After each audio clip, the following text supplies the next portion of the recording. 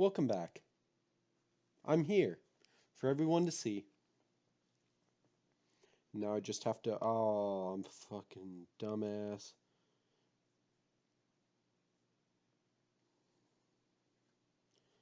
There we go. All my announcements are out because I planned ahead. So yeah, we're going to play more Doki Doki Literature Club tonight. And, I guess let's just get into it. Let me tell you though, my nose fucking hurts. Like, holy shit, dude. Does my nose not feel good?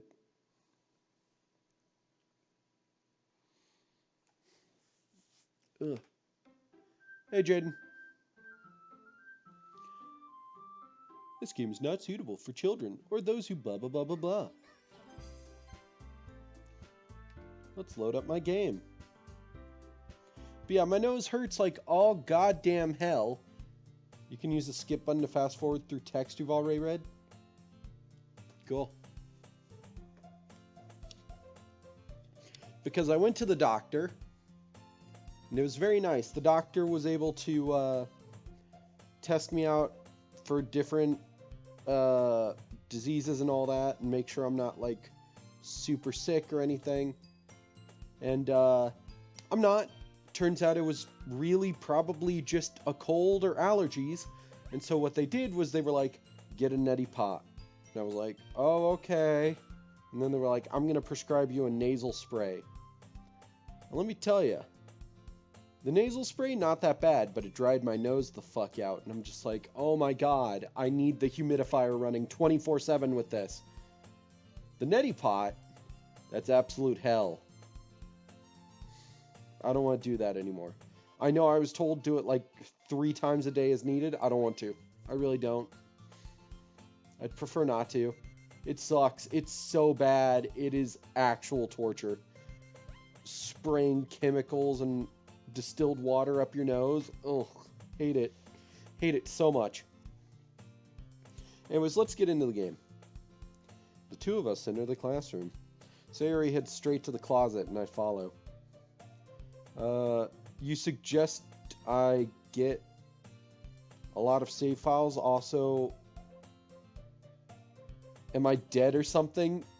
I sound like I've died inside. You know what? That wouldn't surprise me. Okay, yeah, let's go ahead and save a few times then.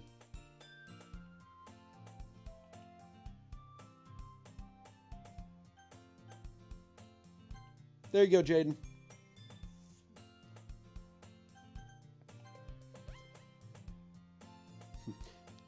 Let's see what we have in here. Crayons! Wow, so cool. Why can't you ever be excited for anything, you stupid fucking asshole? Sayori pulls out a box full of crayons off the shelf. They're the best brand, too. AK fucking Crayola. Get it the fuck right. They're kind of dirty, though. I've never used anything other than Crayola because Crayola is just really nice. But this is not a sponsor for Crayola. Go fuck yourselves, Crayola.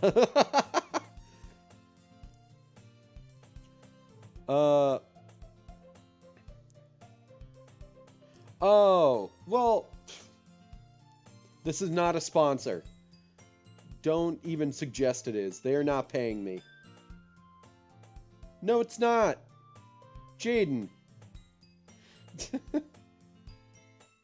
You don't mean like... I just did that so that I have a bunch of them ready. I didn't get paid anything, Jaden.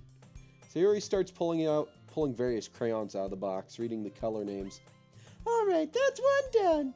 Don't get distracted. We'll need to find... You fucking dumbass. Stop staring at my ass. You're distracted.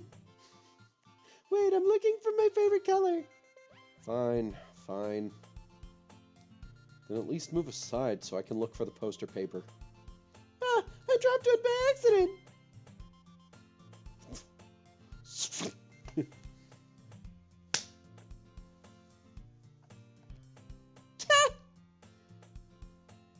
Sayori bends over and smacks her forehead right onto the shelf. What the? I don't even... She falls to the floor and the crayons spill all over her lap. I don't even have a fucking Reddit account anymore. I used to. I do not anymore. Ow! You okay? My forehead. Sayori clutches her forehead. Geez, Sayori. That's just like you, isn't it? Come on, let me see it. Since Sayori is sitting on the floor, I grab her by the waist and pull her out of the closet. You have to move your hand, Sayori. But it hurts. Just do it for a second. What the fuck? Sayori slowly releases her hands from her forehead. Oi, Jaden! Bad language!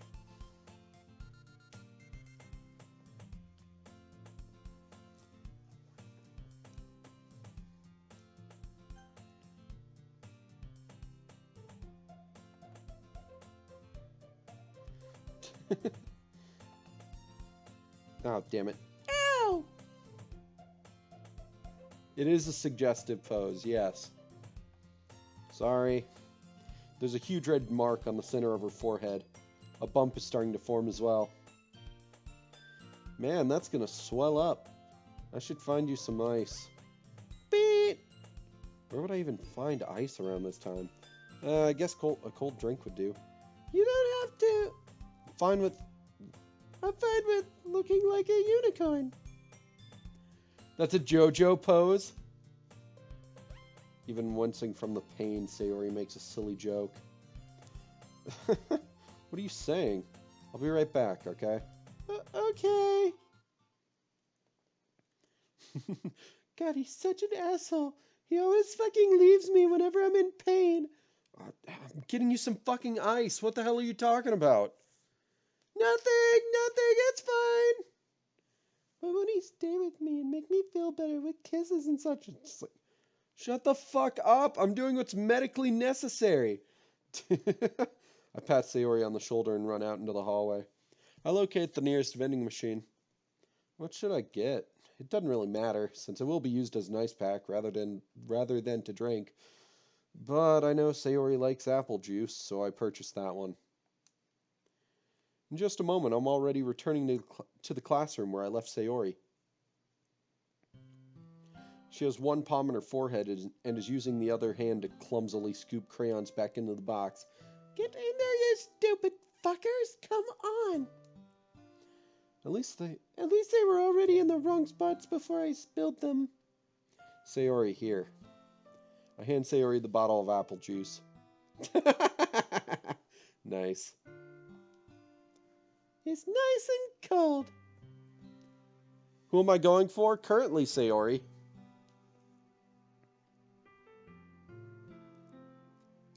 In your first game... Oh, you don't remember this part? In your first game, you chose to simp Yuri. Okay. Yeah, I don't know. I guess I missed out on some parts. I'm not planning to do like a whole go back through and get every part thing. I'm just planning to play through this once. And then I'll play other parts and stuff on my own if I want to. Sayori opens the cap and starts drinking from it. Sayori, what are you doing? It's for your forehead, you idiot. Ah, sorry, I forgot. How hard did you hit your head? How many fingers am I holding up? He's got like no... He's just holding his hand up in a fist. 2. No. Oh my god, Sayori. Yeah, it's probably I got this part because I mostly did stuff that got Sayori. Sayori places the bottle against the bump on her head.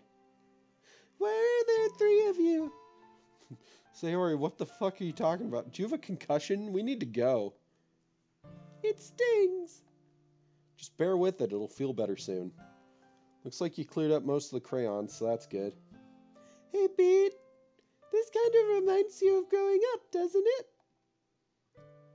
What the fuck are you talking about?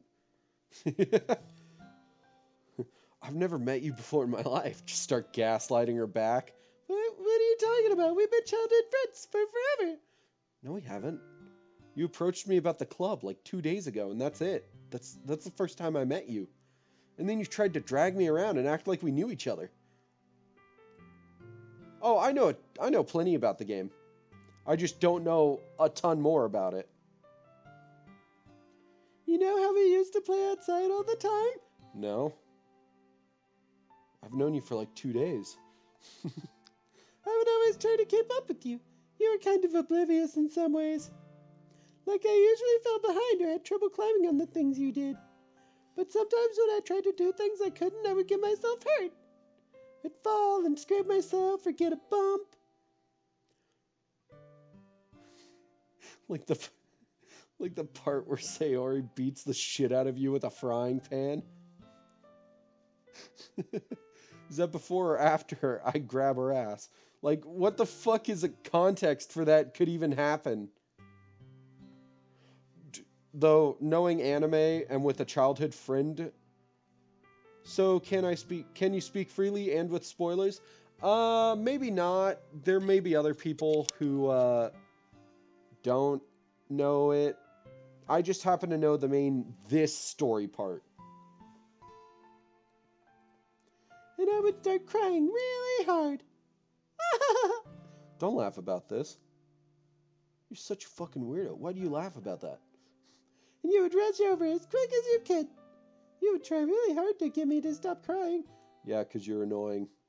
It's almost like you blamed yourself and were afraid of getting in trouble if someone found out. Even though it really wasn't your fault at all, you know? Did I really do that? Yeah, you don't remember? Come to think of it, no, I don't. You're crazy.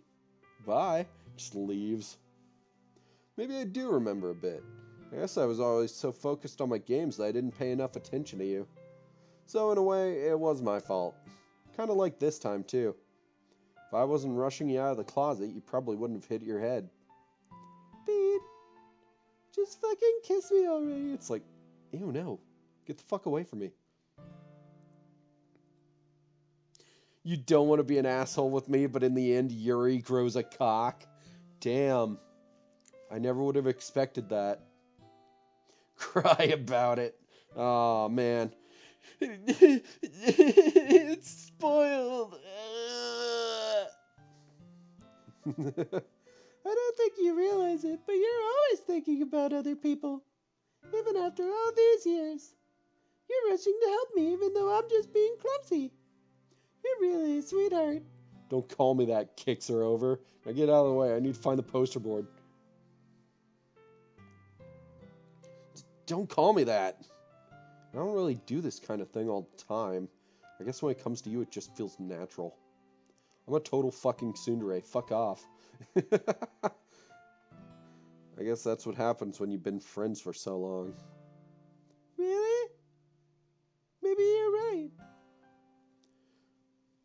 Do I know the crazy frog? Yeah, I've seen those videos. Pete, I'm so glad that nothing's changed between us. But don't talk to Monica. She's a bitch. I'm gonna gaslight her. Do you think it'll be like this forever? Forever? If I'm honest to myself, there's no telling where we'll each end up for college or after that. So it wouldn't be fair for me to make any promises. But, well, I hope so. It's been this long already, right? Can't imagine you ever changing, so my hopes are up. I'm so happy. Sari has a whimsical expression in her eyes. Her single eye, the other one is closed. We remain silent for a moment. She tries to grab my hand, but I yank it away. I don't like human contact. Just actually like a fucking NEET, just doesn't want to come in contact with anyone around them. She's so silly and clumsy on the outside that when I see her deep in thought like this, it makes me not want to disturb her. I guess we should go back. I don't want to worry Monica, you know? Good luck with that. She's gonna see your forehead either way.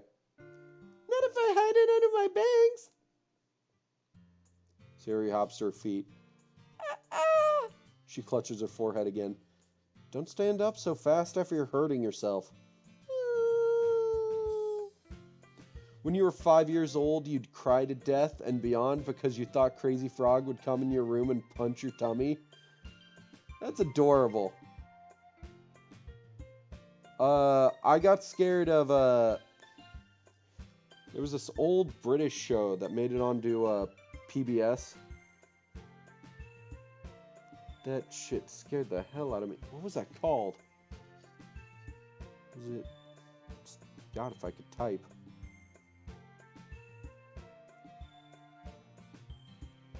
It was this old, weird...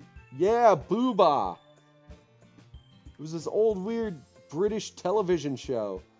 And, like, the first time I saw commercials for it, I had fucking nightmares about these creatures flying into my room and killing me.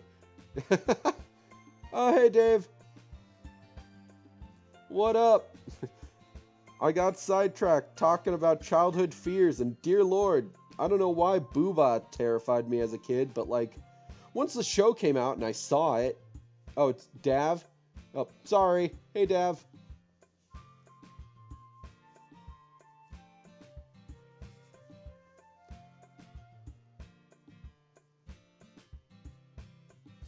Thank you for being civil, Jaden. Dude, like, watching the show itself, I wasn't scared of them.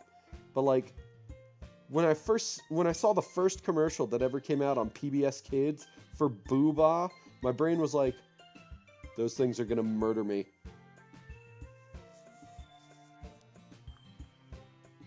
It was so dumb. Yeah, welcome to Doki Doki Literature Club Plus. Well, I guess it's too late now. Anyway, let's go. I'm also recovering from, like, horrible allergies. Oh, damn, I'm gonna have to fucking drain my sinuses again.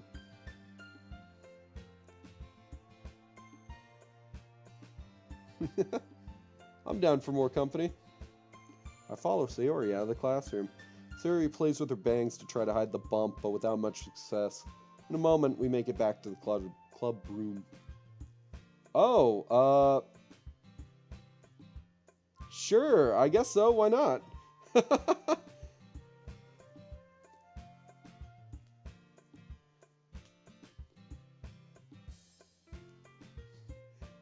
Okie dokie dokie literature. Stan JoJo's Weird Trips. Oh yeah, Bad Company was a stand. It was, Okiyasu's brothers stand, yeah. Hey, what up? Welcome to the stream.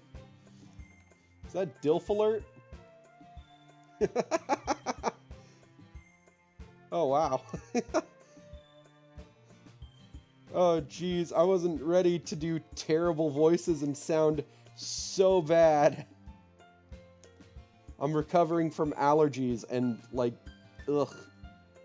I don't know if you've ever had to drain your nose before. It's horrible. Neti pots are not worth it.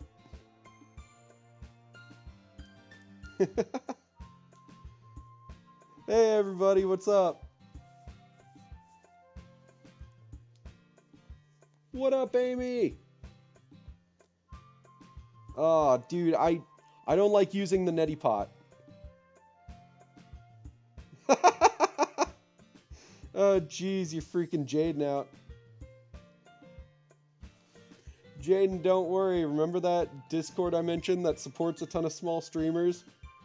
These are people from that. Welcome. Oh, thanks for the follow, Valkyrie. Actually, have I got another follows?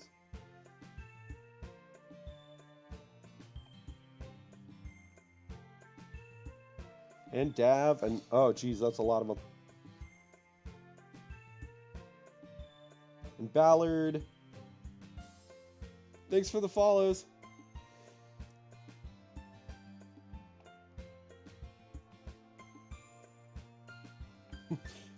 Ah, you're back. Good timing. I was just about ready to start with sharing our poems. Sayori, your forehead. She's fine, don't worry about it. I was playing with the crayons and smacked my forehead into the shelf. You were talking about hiding this, and you're just gonna walk out and be like, yeah, I injured myself like an idiot. Thanks for the follow, Dingus.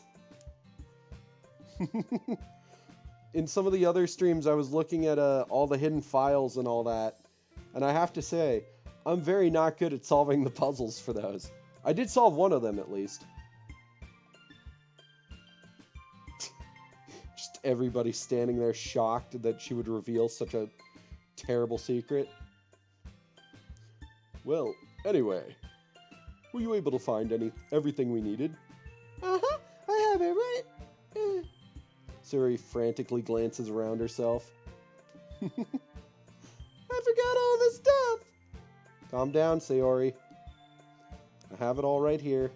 I found the poster paper too. Oh, sounds like you ended up doing all the work, Beat. Well, Sayori... I failed to come up with an excuse for Sayori. I made it an adventure. Hey, what up, Spider? And now Jaden's on with the bees. The bees! Yeah, that. Oh, okay. In any case, good work. I'll start working on the posters tonight. Me too. Okay, everyone. Are you ready to share your poems?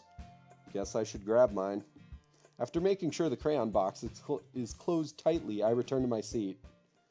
It's poem reading time! Let's go!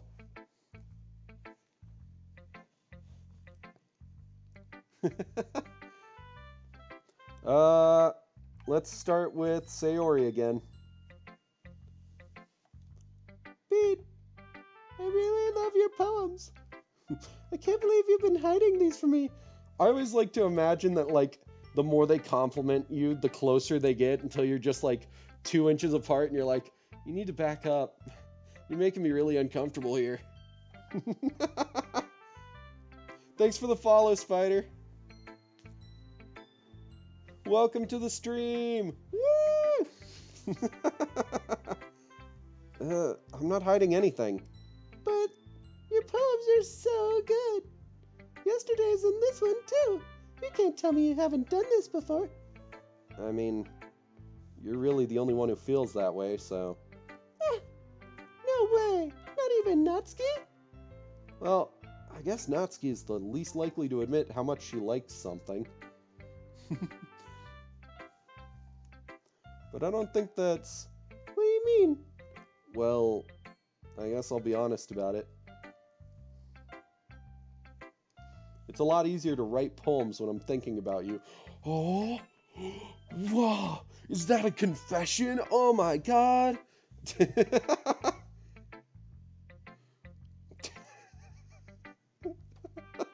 Jaden, why do you say these things? Oh man. How's everyone's night going?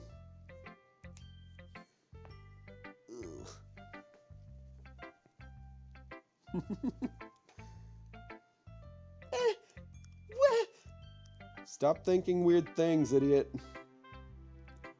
Quacktastic. Just chilling and stuff? Alright. Nice. Welcome in. Soundtrack is dopey. Yeah, a little bit. Just a bit. Then good winding down, getting ready to watch an anime. Ooh, what anime? I need to know. I've been watching Beyblade Metal Fusion all day. Tell Sayori your poem is terrible crap, and I hope you get run over by a car as well. What? Jaden, why do you always say these things? I mean, I kind of like some of Sayori's poems. About to go home, just went to visit your dad and stepmom. Oh, hey, I hope they're doing well.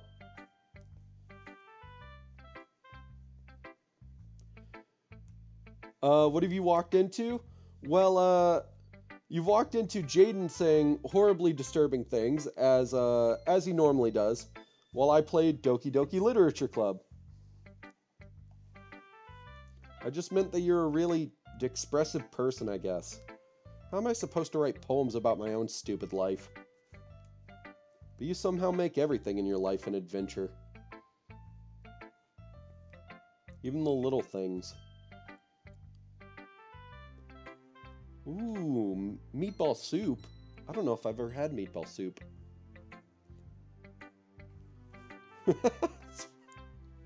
Jaden. I guess I'll let that message through.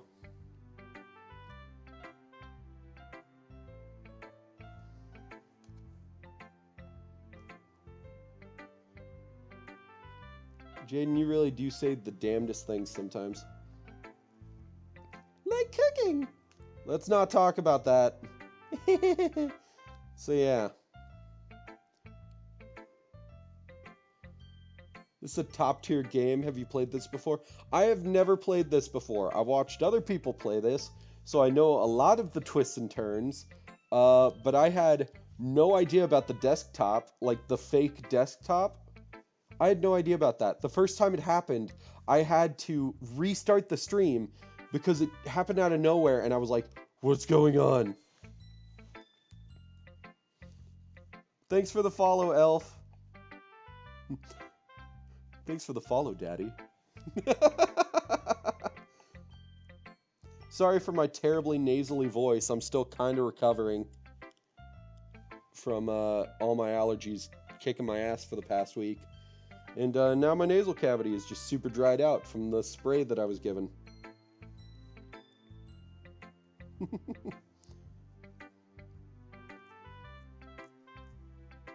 But yeah, it's been a good weekend so far. I'm pretty excited for some more Yu-Gi-Oh tomorrow. Actually, we're going for Sayori. That's who I've been trying to go for this run. Oh yeah, anyone who has not played this is in for a treat, truly. Welcome to Doki Doki. But yeah, most people seem to agree Yuri is best girl. I'm not sure. I think all of them are okay. I guess what I'm saying is that I can feel more feelings through you than I can through myself. That's an interesting way to describe your life. We have that kind of weird connection. It's your fault for getting in my business all the time. I don't know if I understand. You played this and you were nearly put in the hospital from playing this? Jeez.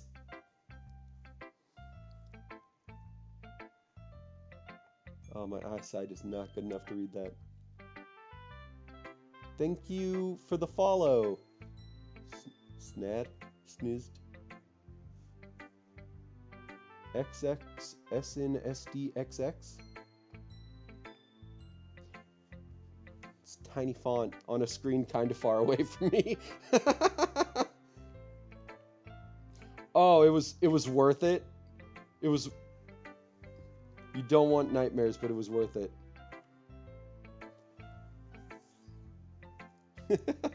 Just X? Okay. Thanks for the follow, X. You never understand when I try to explain things to you, do you, Sayori? I pat Sayori's head. Hey, I'm not a kid, you know. You sure about that? Maybe. Sayori starts fiddling with her pencil between her hands. Hey, Pete, will you give me your poem? I kind of want to keep it. Huh? Why? Because, well, it's the first time you've written something for me. Oh my gosh! Is that a confession? Oh my god! Thanks for the follow, Calm.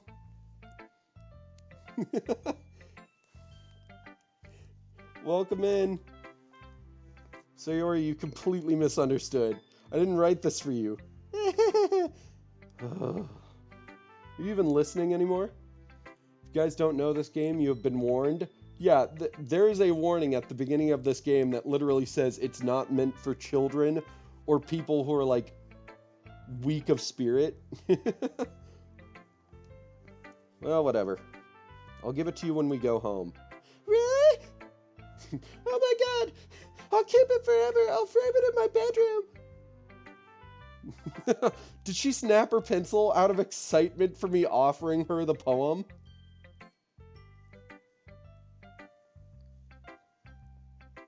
Fine. On the way home, I'll give you the poem. Oh my god!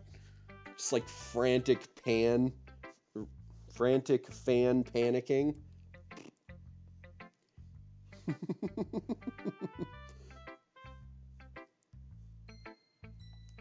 I broke my pencil. Sayori hastily bends down to pick up the piece she dropped. Got no knives. Dang. I have knives. I don't know why I have so many knives. I need to stop collecting them and give them to someone else who will actually use them for things. But being inattentive of her surroundings, she bumps right into me. Sorry. Sorry, just the idea of, you should be. Get away from me. Don't touch me. You're in my personal bubble. Just panicking. It's fine. It's fine. I'll get it for you. I bend down and pick up the broken pencil. Sayori clutches the desk beside her to support herself, knees shaking. Knees shaking? I didn't know offering you a poem would affect you this badly. Ah, such a cute anime. Ugh, sarcasm. Hey, what up? Welcome to the stream. I'm a little clumsy today. Let's sit down, Sayori. Just strap her to a chair. We don't need her falling over and hurting herself anymore. Yeah. I grab Sayori's arm and help her sit at the desk. It's like grabbing your grandma's arm, just walking her across the street. It's okay, Grandma. We're gonna get you home safely. Anyway, I still haven't read your poem. Oh, sorry, I forgot about that. But it's not as good as yours. Jeez, don't worry. I'm sure I'll like it. And here we go. Bottles. Bottles.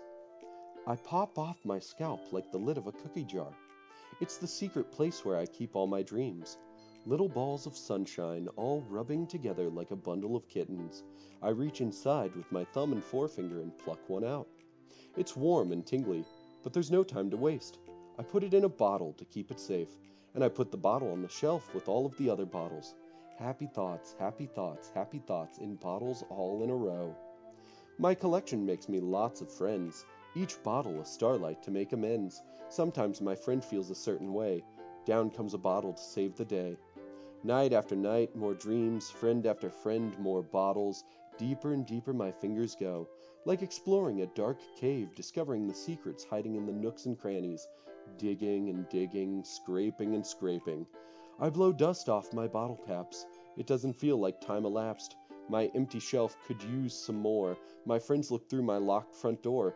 Finally, all done, I open up and in come my friends. In they come in such a hurry. Do they want my bottles that much? I frantically pull them from the shelf one after the other, holding them out to each and every friend, each and every bottle. But every time I let one go, it shatters against the tile between my feet. Happy thoughts, happy thoughts, happy thoughts, and shards all over the floor. They were supposed to be for my friends who aren't smiling. They're all shouting, pleading, something, but all I hear is echo, echo, echo, echo, echo inside my head. Wow. Wow. That's depressing. That's so deep. Jeez, that's one of those poems where you read it and you're like, are you okay? Like, do you need a wellness check? Holy crap. Sayori, did you really write this? I'm calling a teacher. We need to get you checked out. Of course I did. Yeah, I'm getting the teacher. Didn't I tell you yesterday I was gonna write the best poem ever? Yeah, but, I mean, I didn't expect something like this coming from you. Monica taught me a whole lot. And I've been really in touch with my feelings recently. I see that. Sayori, we need to talk. Those are bad feelings. Those are feelings you need to, like, get therapy for. It's almost kind of creepy. Creepy? Well, not exactly. Maybe because I'm so used to you being cheerful. Well, never mind. I'm thinking too hard about it. The point is, it came out good, so you should be proud of it. Aw, thanks. Compliment me again. What? I said compliment me again. Tell me I'm pretty. You're pretty? Aw, thanks. I feel like I was meant to express myself this way. It even helps me understand my own feelings a little bit better. Writing is like magic. You've gotten really pretty passionate about this, huh? I hope you keep it up. Yeah! Writing's the best. I'm gonna keep writing until I die. Don't get ahead of yourself. Suri's always had a habit of getting obsessed with something before dropping it no more than a week later. Just roll your eyes and move on. Oh yeah, red flag on Until I Die. I wonder if this is one of those times, but seeing the passion in her eyes makes it hard for me to be pessimistic. Speaking of, like, getting obsessed with something and then completely dropping it, yandere alert. I have such a bad habit of just hyperfixating on things. Oh, hey Lena. That's my roommate. They're popping in during their break to say hi. How's it going, Lena? How's all the haunted houses and stuff? Normally they're in stream with me, but they're busy. Don't die since you're at work. Well, I skateboarded around and I didn't break my arm or get a concussion or anything, so there you go. Probably wasn't a smart idea to wear a dark jacket in the middle of, the night, skateboarding around in the road, but I stayed near street lamps and on the sidewalk. Later. But yeah, speaking of, like, you get obsessed with something and then you drop it. I have this bad habit of forming new hyperfixations. And I somehow... Earlier this year was Ben 10. I got obsessed with Ben 10 again. And now I'm on to Beyblade. And I'm like, I can't do this. I can't get obsessed with Beyblade. I spend too much money on Yu-Gi-Oh! And Magic the Gathering. I can't start buying Beyblades too. Ugh. I can't do it. But I started watching the anime anyways, so... That's you with Pokemon? I mean, Pokemon cards are so cool. Let it rip. Yeah, that's exactly. Beyblade, Beyblade, let it rip. Metal Fusions was the series I started watching. Duel or rip.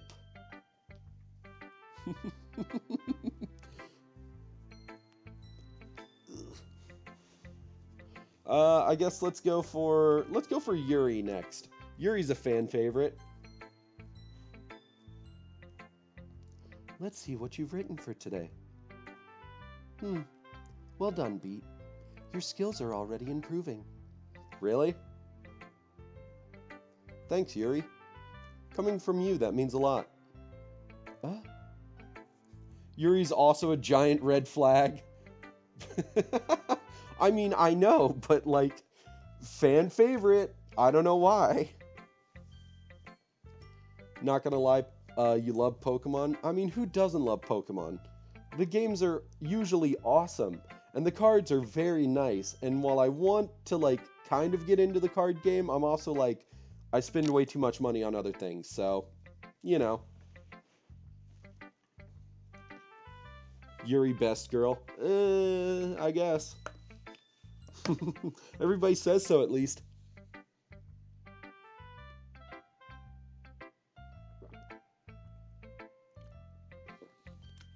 Sorry, getting some water. Dang, collecting since 1996? You've been collecting since you were like 8? No, wait.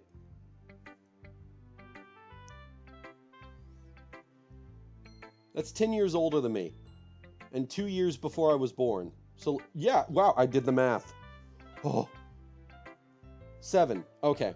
I actually did the math, though. I'm only 23. I turn 24 soon, though. I'm so bad at math. I get the numbers all rearranged in my head.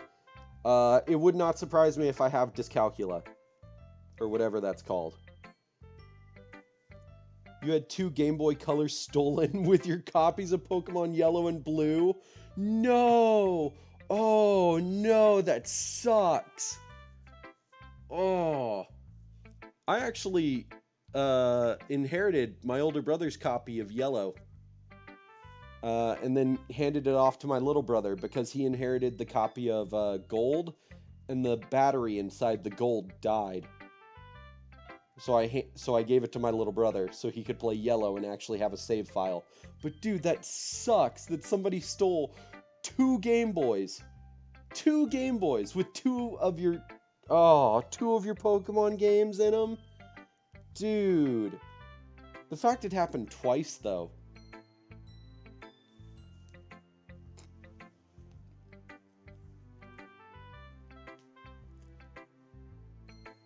Nice meeting you too. You have a nice night. Strict mom who wouldn't let you bring Game Boys or DSs. That's fair. My parents didn't let us bring them on normal days, but if it was like, oh yeah, you're going to like summer like daycare type stuff, or oh you're going to you're gonna have a free period in class where you can like hop in and where you can like play for a bit with friends, then they would be like, let us put your names on the back of them and then you can take them with you. And they never got stolen, so I've had that Game Boy since I was 6 years old. You thank her for that all the time because you've witnessed kids stealing Game Boys and cards. Yeah, that's fair. I need to play my Switch more. Lol, I love the aesthetic of it. I want to get Splatoon 3 and then I will actually play the Switch more. But I can't, I want a physical copy. I don't have enough space on my Switch. I want a physical copy. Worst part was like 3 years ago now, I had all my other systems, my Chromebook stolen by someone I thought was a friend. Oh, dude, that sucks.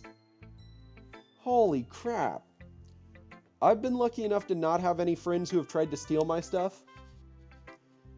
But like, I work in a pharmacy, so all the time I hear about stuff like that. People will come in and be like, yeah, all my medications got stolen by a friend when they spent the night. And it's like, ooh, that sucks. I get the terrible inclination that that friend did not pay them back, which is the worst part. Stole stuff from you before? Brothers, friends. Had your dad get everything back and ban people from visiting? That's fair. Only thing they found was your Wii and your Vita. Oh, hey, Vita. I love the PS Vita. That thing's awesome. Sad that the police couldn't get you anything else back, though. Brothers cut them off, of course. That's good. Your brother understands. Oh yeah, dude, the Vita was super underrated. If it had gotten more support, it would have been a beautiful, beautiful, beautiful system that people would talk about to this day. But it didn't get much support and it didn't get many games and it just kind of fell apart. Oh no, Jaden, what was the deal with your classmate? Every time you say something like that, I get worried. It's nothing. I'm just happy to help inspire fellow writers. I know you're new to this, so don't worry so much if it seems like you can't get your poem to feel perfect. You don't need to be afraid to be a little more daring. Metaphors can go a long way. Don't feel like you need to work your brain like turning a bunch of gears. Try letting your mind wander through your feelings, and write down the things you see and hear. Oh, wow. Thanks for the raid. Thanks for the raid, Luna. That's awesome. She's now making a drawing of Jotaro. What the? Welcome, raiders. Thanks for coming in. Dude, Iggy was an underrated character. Iggy was so funny and awesome. Thanks for the follow, T. I loved his stand. It was just so cool. So versatile. Okay, but like, why are simple powers in anime the coolest? Welcome, everybody. Thanks for raiding. Like, Iggy, with his ability to just, like, have sand and manipulate it. Sand users are just the best. Everybody loves Crocodile. Everybody loves Gaara. Everybody loves Iggy. They're just the best. Even though everybody hates sand.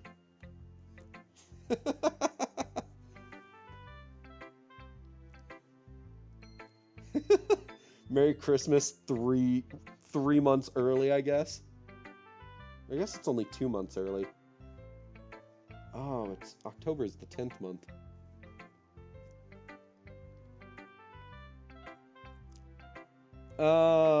Yeah, that's fair. Dio makes it... Dio is a horrible person. Jaden, don't wish people death. That's not nice. Come on, Jaden. That's one way to truly enable your reader to see into your mind. It's a very intimate exercise. I see. That's a certainly interesting technique. Thanks for sharing. I have, well, an example of that, if you'd like to read it. Of course. Is this the poem you wrote for today? Yuri nods and timidly hands me her poem. The Raccoon. Oh my gosh, guys, Trash Panda time. Oh gosh, guys, I have to read cursive.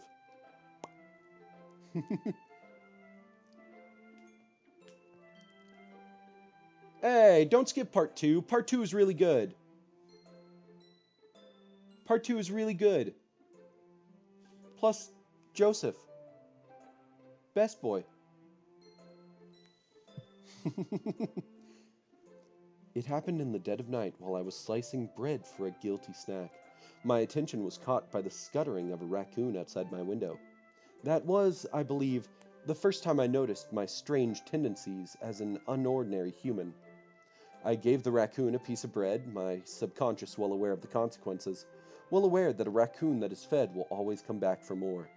The enticing beauty of my cutting knife was the symptom, the bread, my hungry curiosity, the raccoon, an urge.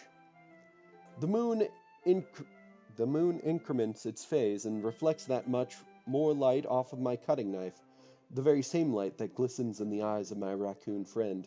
I slice the bread, fresh and soft. The raccoon becomes excited. Or perhaps I'm merely projecting my emotions onto the newly satisfied animal. The raccoon has taken to following me. You could say that we've gotten quite used to each other.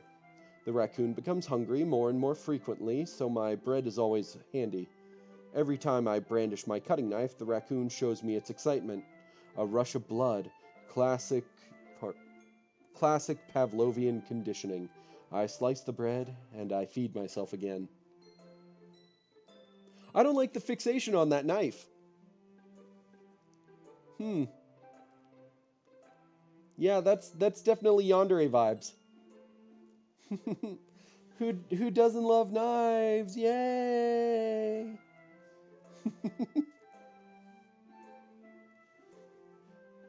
Oh yeah, hope your stream was really good. And thanks again for the raid.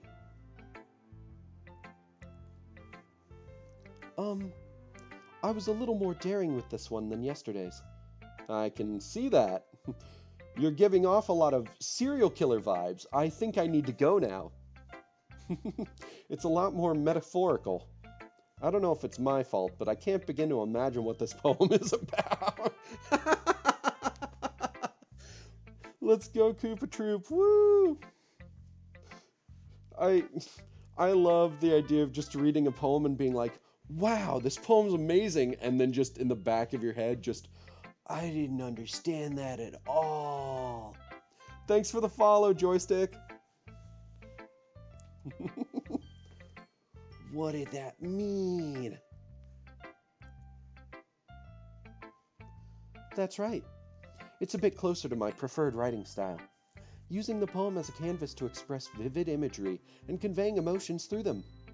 Yeah, if I take it at face value, then I can't even figure out what it's supposed to mean. Well, I think it's something that different people can relate to in their own way.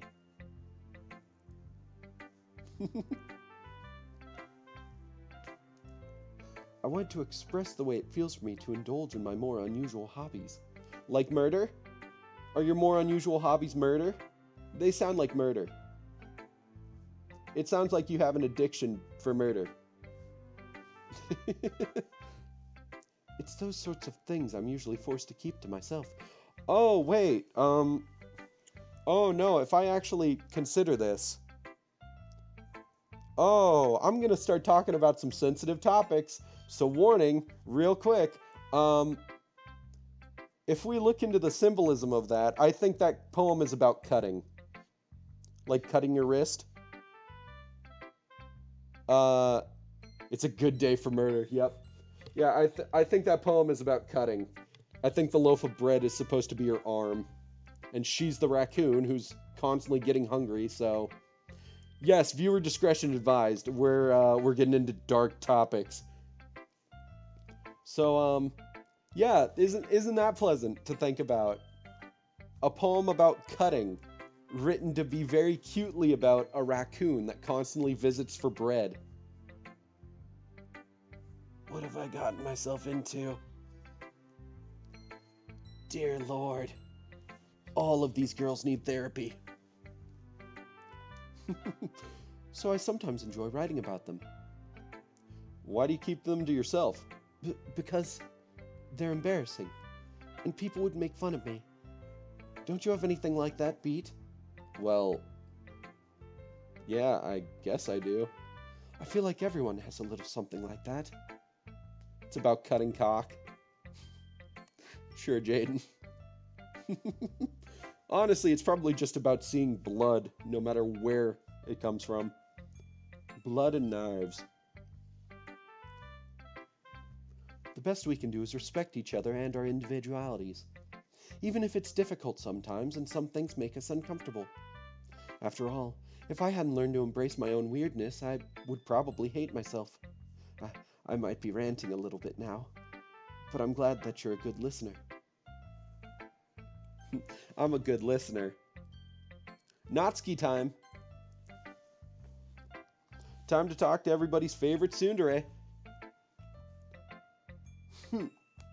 Well, it's not really any worse than your last one, but I can't really say it's any better either. Whew. Huh? Phew. What? Well, anything that isn't a train wreck I'll take as a win. And I get the feeling you're probably the most critical. Hey, what makes you... Wait, maybe that was a compliment? Aha! Glad to see someone recognizes my experience.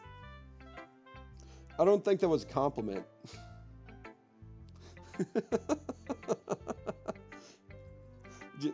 I like the way you spin it. I like the way you're able to turn that into your own, like, self-confidence. It's good to boost your self-confidence like that. Trust me, when it comes to Jaden, you never know what you're gonna see. Jaden has literally tricked me into saying horrible things before. I have to constantly be careful about what I read that Jaden has sent. Well then. Keep practicing and maybe you'll get as good as me someday. That's, something tells me Natsuki completely missed the point. Come to think of it, this kind of reminds me of Sayori's poem from yesterday. You think so? Yeah, well, I guess if you've been friends with her for so long, you might be on the same wavelength. But you never really struck me as her type. Never really struck me as her type. Oh, you mean the childhood best friend type? Thanks for lurking, Phantom. Sayori has a type all of a sudden? Well, I don't know, but honestly, how can someone Fluffy, spend so much time with someone like you. Go back to all the neat, like, in EET, no, like, oh, it's something like no education, employment, or training that I was constantly joking about, like, just walking to school with Sayori, and she's always like, gosh, you're such a neat. What's wrong with you? and now Natsuki's in on it, like, I never imagined that she would ever spend so much time with a neat. Ugh, what's wrong with her? It's like she's dragging around a dead weight. Oh my god. I wasn't here to get roasted. Kinda, yeah, pretty much. I know it does get applied to a lot of people who have just, like, overwhelming social anxiety as well. Ugh, that was a little unnecessary. But think of it this way, if it weren't for me, she would probably just fly away like letting go of a balloon. You could say we each take care of each other in our own way.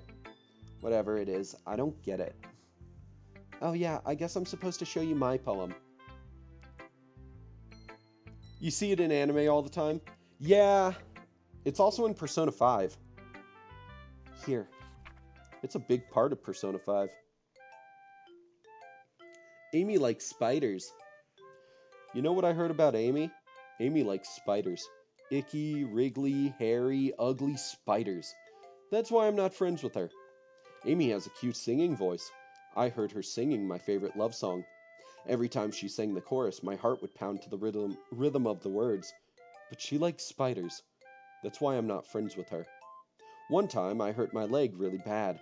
Amy helped me up and took me to the nurse. I tried not to let her touch me. She likes spiders, so her hands are probably gross. That's why I'm not friends with her. Amy has a lot of friends. I always see her talking to people. She probably talks about spiders.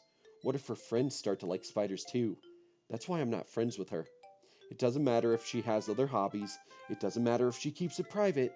It doesn't matter if it doesn't hurt anyone. It's gross. She's gross. The world is better off without spider lovers. And I'm gonna tell everyone. Wow! You're a bad person. Not bad, right? It's quite a bit longer than yesterday's. Yesterday's was way too short. I was just warming up. I hope you didn't think that was the best I could do. No, of course not. Anyway, the message is pretty straightforward in this poem. People who like spiders are gross. I hate them. It's just like, yeah, I could tell. You made that pretty obvious. I doubt I have to explain it. No, you don't have to. Oh, jeez. I'm still here, I promise. I don't know what happened. But I guess my Wi-Fi went down for a moment. Wouldn't be the first time, but it sucks when it does happen.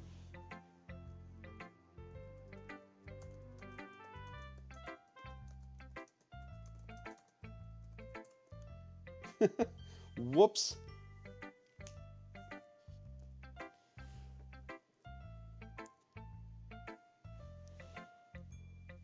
Oh, geez.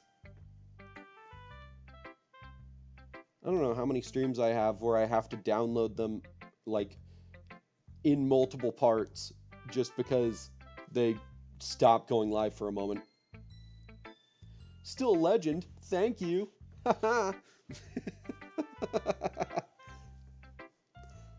Apparently Natsuki's poem is about something about herself and about something that people think about her. Or that's, like, true about her. I don't know.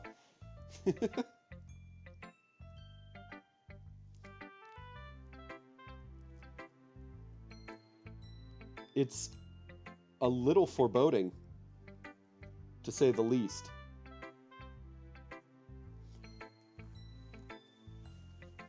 I wrote it to be easy to relate to. Everyone has some kind of weird hobby or a guilty pleasure. Something that you're afraid if people find out, they'd make fun of you or think less of you. But that just makes people stupid. Who cares what someone likes as long as they're not hurting anyone and it makes them happy? I think people really need to learn to respect others for liking weird things. Huh, that's funny. Yuri wrote about something similar today. Huh? Did you say Yuri? Yeah. She said her poem was about an unusual hobby of hers. I didn't really get it, but she said something similar to you. That people shouldn't make each other feel insecure about those things. Really? Well, I mean, Yuri's pretty weird, so I wouldn't doubt that she has some weird hobbies. Not that there's anything wrong with that. Ugh. It's not like I would judge her or anything. Natsuki has trouble finding words. I guess I should try to not be so mean to her. If she feels insecure about her weird behaviors and stuff, I mean, I always hate people who make me feel insecure. And Yuri made me feel insecure yesterday. But the way you put it, it sounds like she's learned her lesson. Well, I would say so. Even if her writing style is really different, I'm sure she'll appreciate the message in your poem. It's what I do best, after all.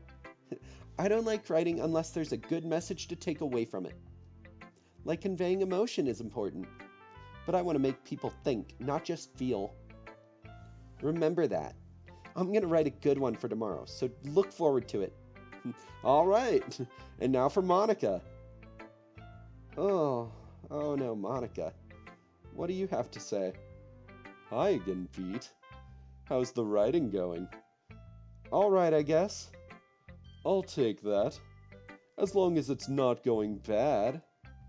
I'm happy that you're applying yourself. Maybe soon you'll come up with a masterpiece. I wouldn't count on that. You never know. Want to share what you wrote for today? Sure, here you go. I give my poem to Monica. All right, it's pretty good. It makes me think of Sayori like the other one that you wrote. You two are like the dynamic duo. That's kind of exaggerating it. Yeah, probably, but you do spend a lot of time with her even in this club, don't you? Then again, I don't blame you for being a little shy. I'm not shy, it's just... I don't blame you for being a little shy. Starts getting closer. Please back up. Personal bubble. Personal bubble. I'm just teasing. I know it takes a bit of time to make friends with everyone. But Yuri and Natsuki are super interesting people, so don't be afraid to give them their share of time. And you can talk to me every now and then too. I'm not like unapproachable or anything, am I? No, it's nothing like that. I'm just still getting used to being here, that's all. Yeah. I'm sorry if I was putting pressure on you or something. I really didn't mean it like that. No, don't worry. I get what you're saying.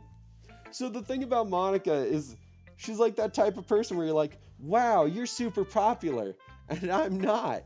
And the fact you're approaching me makes me untrustworthy of you. Because it's not like you're like, I think you're a bad person. It's like, you wouldn't normally talk to me unless we had a class-like project together. The fact you're talking to me right now makes me think you have ulterior motives to why you're approaching me. Well, alright. But anyway, you want to read my poem now? I like the way this one turned out, so I hope you do too. Alright, let's take a look. Save me. The colors, they won't stop. Bright, beautiful colors, flashing, expanding, piercing, red, green, blue, an endless cacophony of meaningless noise. The noise, it won't stop. Violent, grating waveforms, squeaking, screeching, piercing, sine, cosine, tangent, like playing a chalkboard on a turntable, like playing a vinyl on a pizza crust, an endless poem of meaningless... Load me. Well then, I think someone's getting a little too self-aware. So let's just continue on.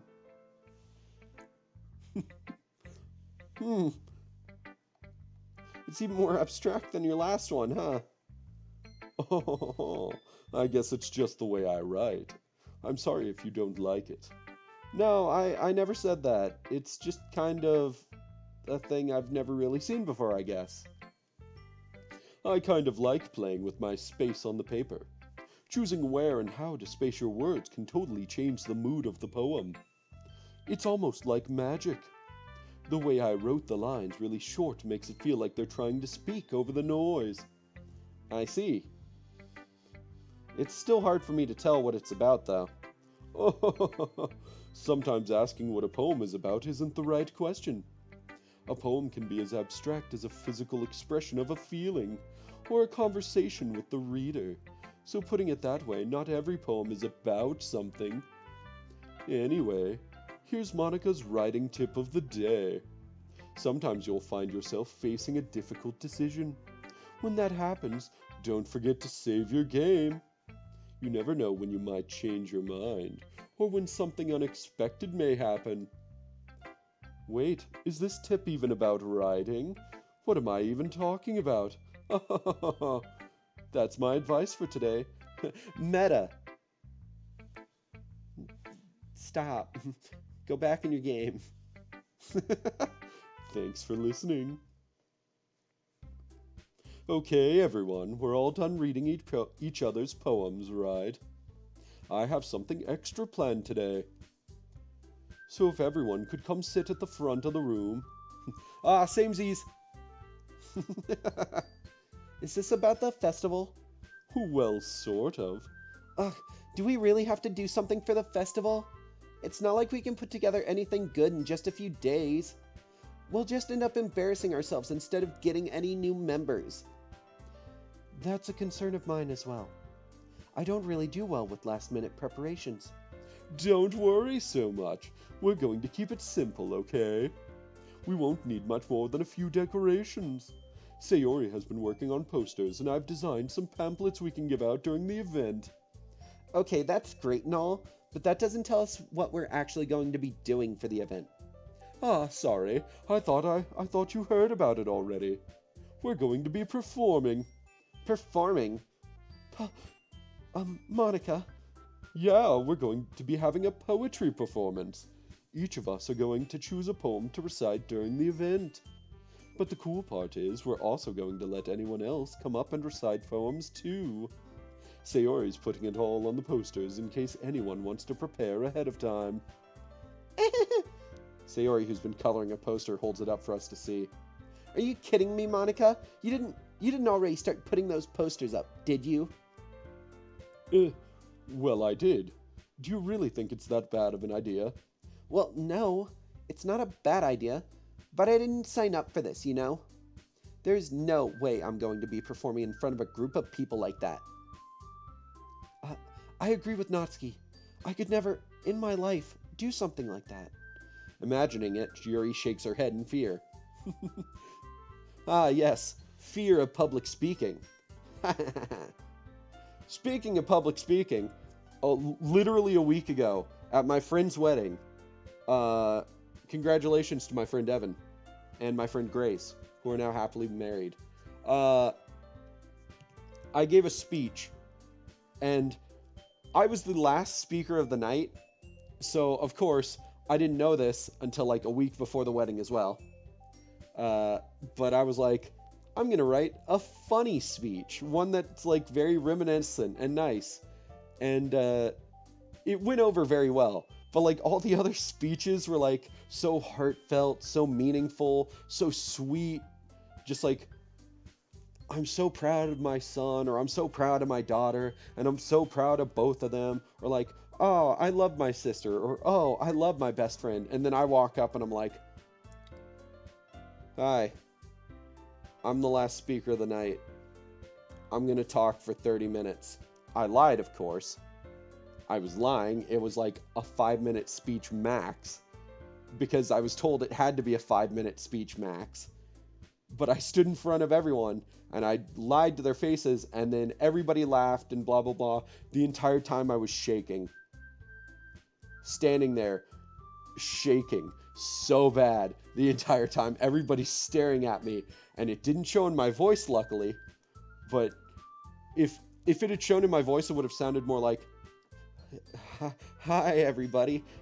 My name is my name is Beat, and I've been friends with Evan since college."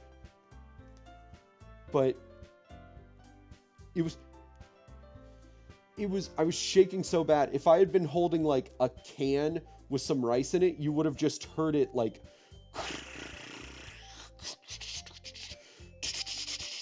the entire time. So I get it. But also, scared of public speech. Guys, No, Sayori. I understand where they're coming from. Remember that Natsuki and Yuri have never shared their poems with anyone until just a couple days ago. It's a lot to ask for them to recite their poems out loud to a whole room full of people. I guess I kind of overlooked that. So, I'm sorry.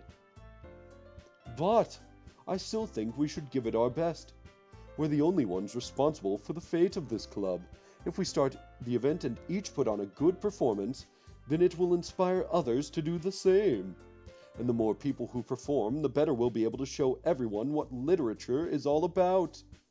yeah, it's about expressing your feelings, being intimate with yourself, finding new horizons, writing out how much you hate other people and hiding it. Oh, did I say that one out loud? And having fun. That's right. Wait, did you say writing out how much you hate others? It's those reasons that we're all in this club today. Don't you want to share that with others?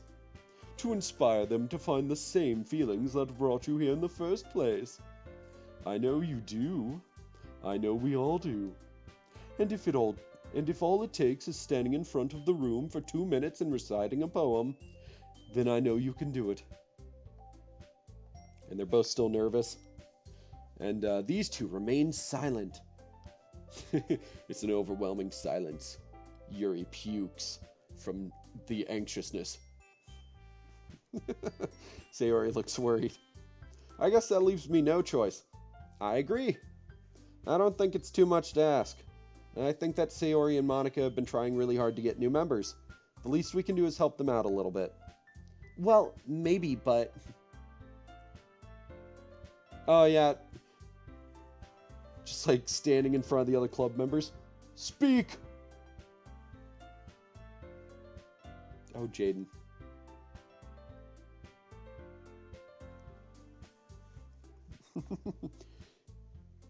It looks like Natsuki doesn't have any arguments left. Yes! I'm the ultimate debater. Okay, fine. I guess I'll just have to get it over with. All right. Phew. Thanks, Natsuki. What about you, Yuri? Yuri dejectedly glances around at everyone else's expectant faces. I guess I don't really have a choice. That's everyone. You're the best, Yuri. This club is seriously going to be the death of me. Oh gosh, you'll be fine, Yuri. But anyway, let's move on to the main event. I want each of you to choose a poem of yours. Jaden, be nice. Don't make me time you out again, please. We're going to practice reciting them in front of each other. No way. Monica, this is too sudden. Well, if you can't recite your poem in front of the club, how do you expect to do it in front of strangers? Jaden, why? Why are you like this? Oh no. Don't worry. I'll start off to help everyone feel a little more comfortable. Can I go next? Of course. Now let's see. Monica flips through a notebook to the specific poem she has in mind for herself. She then stands behind the podium. The title of this poem is The Way They Fly. Ahem. Monica begins reciting her poem. Her clear, confident voice fills the room. More than that, her inflection is pristine. She knows exactly how to apply emotion behind each line she recites, bringing the words to life. Wow. Ooh, ah.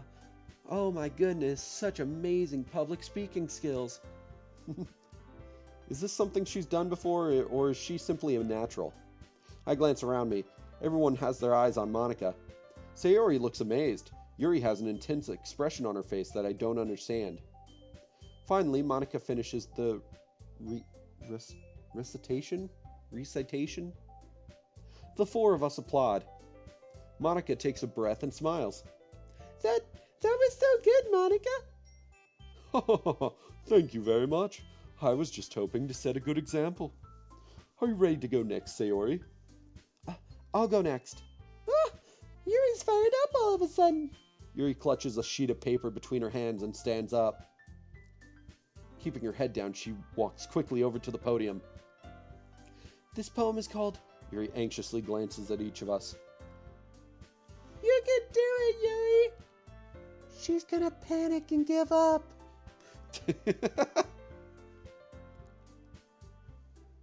Oh, Jesus, Jaden. Why are you like this, Jaden? It's called After Image of a Crimson Eye. Yuri's voice shakes as she starts reading the poem. Just a moment ago, she practically refused to do this. Why is she suddenly putting in so much effort? As Yuri gets past the first couple of lines, her voice changes. It's almost like what happens when Yuri gets absorbed into her books. Her quivering words transform into the sharp syllables of a fierce and confident woman. The poem is full of twists and turns in its structure that she enunciates with perfect timing. This must be a rare glimpse into the whirling fire Yuri keeps concealed inside her head. Suddenly, she's finished. Everyone is stunned. Yuri snaps back into reality and glances around as if she bewildered even herself. It's up to me to save this situation. I'm the first to start applauding. Everyone joins me afterward and we give Yuri the recognition she deserves. Yay! Applause for apparently best girl. Yay! It's not that we didn't want to applaud for her, but we were caught so off guard that we must have forgotten. As we applaud, Yuri holds the poem to her chest and rushes back into her seat. Yuri, that was really good.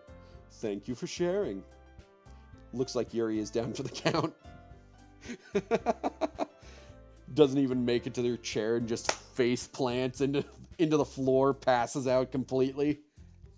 Oh, the nerves got to her. Okay, I guess I'm next then. Sayori hops out of her chair and cheerfully walks to the podium. This one's called My Meadow. Oh. Sorry, I giggled. Sayori. It's a lot harder than I thought. How did you guys do it so easily? Oh, try not to think of it like you're reciting to other people. Imagine you're reciting it to yourself, like in front of a mirror, or in your own head. It's your poem, so it'll come out the best that way. I see. Okay then. Sayori begins her poem. Somehow, it feels like her soft voice was made as a perfect match. The poem isn't aimlessly cheery like Sayori is. It's serene and bittersweet. It's full of red flags that we should call a counselor about. If I were to read this on paper, I probably wouldn't think much of it. But hearing it come from Sayori's voice almost gives it a whole new meaning. Maybe this is what Sayori meant when she said she likes my poems. It's like I get to reach more deeply into someone I thought I knew through and through. Sayori finishes and we applaud. I did it! Good job, Sayori. Even Beat liked it. I guess that's a good sign. What does that even mean? It came out nicely, Sayori. The atmosphere of the poem fits you really nicely. But it might be that other poems wouldn't work quite as well with that kind of delivery. I don't really understand. Oh. I was like, this is a really weird backhanded compliment. In other words, I've seen poems of yours where that sort of gentle delivery wouldn't work as well. They might need a little more force behind them, depending on what you're reading. Oh, I know what you mean. I was so ready to be like, this is really uncalled for, just like backhanded compliments, and then it turned into a valid criticism that was like good advice, and I was like, oh, okay, cool. Well, I've been practicing that kind of thing. It's just embarrassing to do in front of everyone. Then next time I'm going to make you pick a poem that challenges you a little more. We don't have much time before the festival, you know. Okay. Now, who's next? Natsuki? Don't make me go before Beat. It's not like I can compare to you guys anyway. Might as well let Beat lower everyone's standards a little before I have to do it. Natsuki! It's fine, it's fine. I might as well get it over with. I want everyone's standards lowered before I have to go. Beat, you go first. It's just like, oh, ouch, my feelings. But it's not like I have much of a selection of what to read. I'll just have to go with what I wrote for today. I stand up and step in front of the podium. Everyone has their eyes on me, making me feel terribly awkward. I recite my poem. Since I'm not exactly confident in my own writing, it's hard to put energy into it. Despite that, once I finish, I receive applause anyways. Sorry, I'm not really as good as everyone else. Don't worry about it so much. I think it's less about your abilities and more about your lack of confidence in your writing. That's something that'll improve over time, though. Yeah, maybe. Alright then. That just leaves you, Natsuki. Yeah, I'm going. Natsuki begrudgingly gets out of her seat and makes her way to the podium. The poem is called... Why are you all looking at me? Because you're presenting. Anyway, the poem is called Jump. Natsuki takes a breath. When she starts reciting the poem, her sour attitude disappears a little. While she's still a little unenthused, her poem has a rhythm and rhyme to it. It's Natsuki's trademark style, and it works surprisingly well when spoken aloud. The words feel like they bounce up and down as if giving life to the poem. Natsuki finishes and everyone applauds. She huffs back to her seat. That wasn't so bad, was it? Easy for you to say. You'd better not make me do that again. Ah, well. Do you at least feel prepared enough to recite a poem in front of other people? I mean, doing it in front of other people will be way easier. I can put on whatever face I want for other people. But when it's just my friends, it's just embarrassing. That's a surprise, Natsuki. Normally you hate us. That's what we love about you, you adorable little tsundere. I think it would be the other way around for me. Well, that's just how it is, so... Well, I guess in that case, you won't have much to worry about for the festival. That said, I want to thank everyone for coming through. It might be hard, but I hope that you all have an idea of what it's like now. Make sure you pick a poem and get enough practice before the festival, okay? I'll be making pamphlets, so let me know ahead of time what you'll be reciting. Jeez, I should probably find some other poem to recite instead. That's fine too. It doesn't have to be your own. I'm already pleasantly surprised that you're putting in all this effort for the club. It makes me really happy. Yeah, no problem. Okay, everyone, I think that's about it for today. I know the festival is coming up, but let's try to write poems for tomorrow as well. It's been working out really nicely so far, so I'd like to continue that. As for the festival, we'll finish planning tomorrow, and then we'll have the weekend to prepare. Monday's the big day. I can't wait. I can do this. All right. I stand up. There's no way I'll be able to find the same enthusiasm as Sayori and Monica, but I'll do my best to get through it. If it's for the sake of the club and impressing Monica, then I'll have to do my best. Simp! Oh, cool.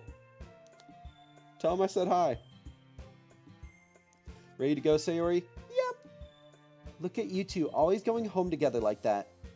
It's kind of adorable, isn't it? Oh, she really likes Doki Doki Literature Club? Well, hopefully she'll enjoy the stream. Jeez, guys, don't make such a big deal out of it. It must be a little nice, though. Well, how am I supposed to respond to that? It's okay, Pete. You don't have to say it. Whatever, let's go already. Such a jerk. Welcome to the stream. I walk home with Sayori once more. Even though it's only been a few days, a lot of things have already changed. But today, I forgot a lot of Jaden's friends don't speak English. Welcome to the stream. But today, Sayori is being a little quieter than usual on the way home. Hey, Sayori. Sorry, I was spacing out. Oh, no wonder. I was thinking about something from earlier. I like how we get to, I mean... Sayori fumbles with her words. Is it confession time? I'm going to save real quick, because a poem is coming up. So let's... Yes.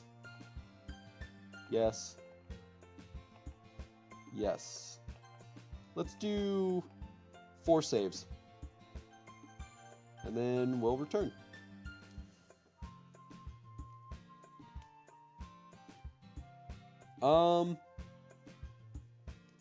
Oh no. Oh no, I don't really know much Spanish at all. Plus you're gonna make fun of my pronunciation, because I can't pronounce it very well. Let's see. Famous Spanish quotes.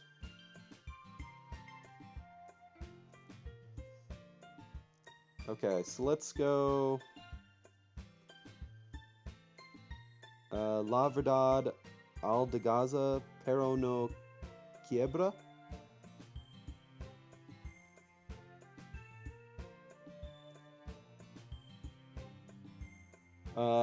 That was probably pronounced really horribly.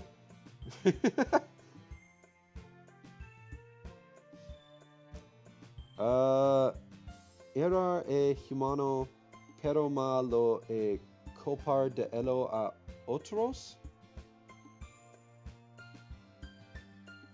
Jaden, I know you're just having me do this to make fun of me to your friend, but like, I'm gonna try to pronounce it correctly. I make no promises at all.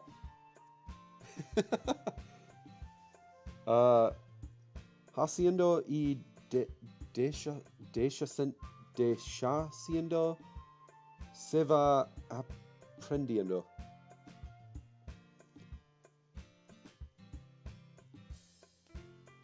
Oh, which route am I doing? Right now I'm going for Sayori.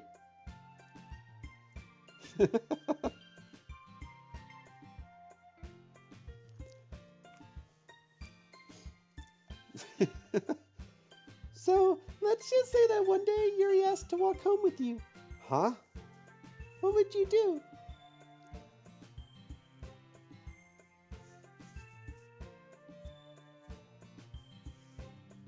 Oh, I promise I'm not making fun of you for your English. Feel free to make fun of me for my Spanish, though. I need to learn other languages. I'm kind of ignorant in that. What kind of question is that? You're kind of putting me on the spot here.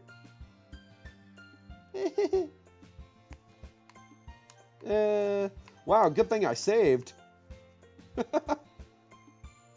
Oh, he's making fun of you?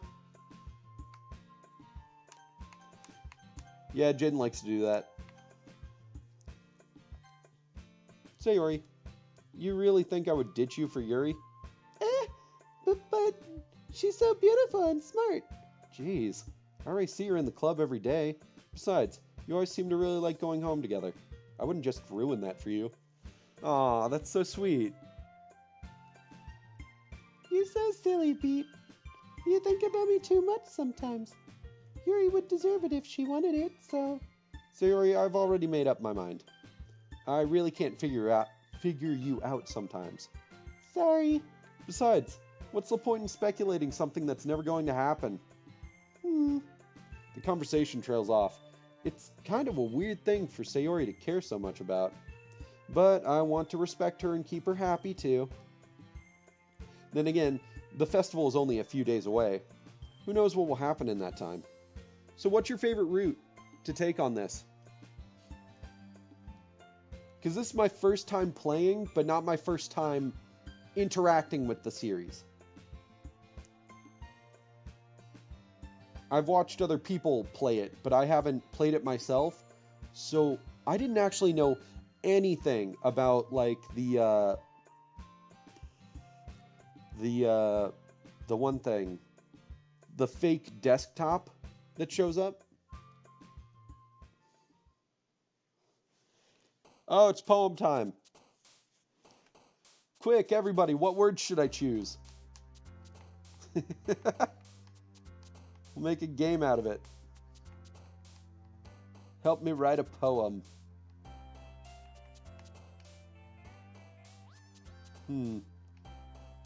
I guess explode? Okay. You've got a good choices here. I do like that they give you so many choices on words.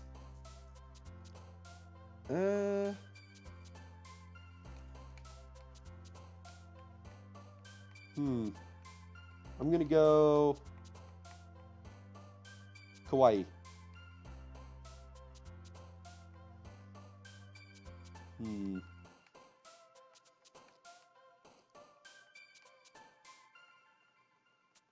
then uncontrollable. Okay.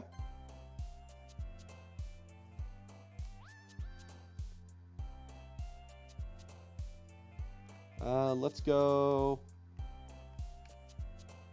bubbles. Sounds good. Ooh, I want to go games.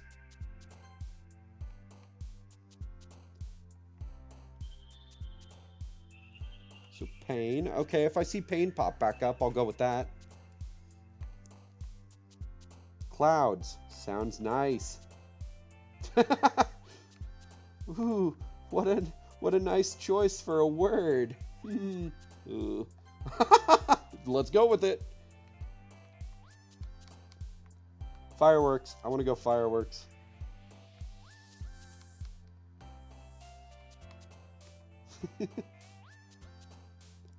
Jade, no, please. Any other ideas for words?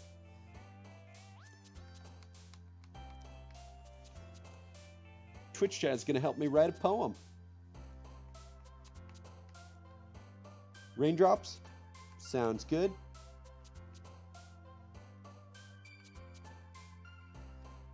I'm going to real quick go rose.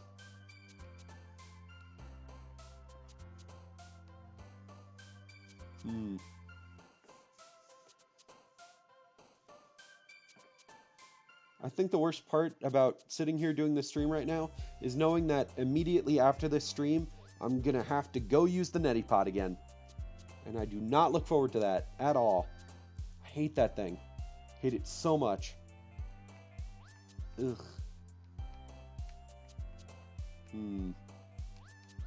Let's go.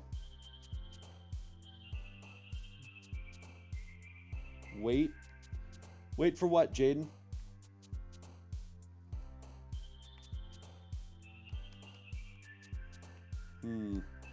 Okay, I think I'm gonna go journey.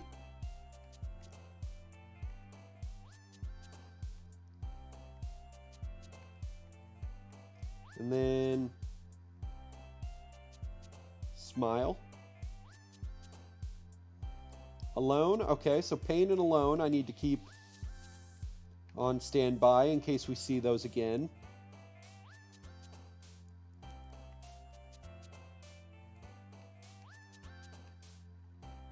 Got a list of words. Sweet. Got it.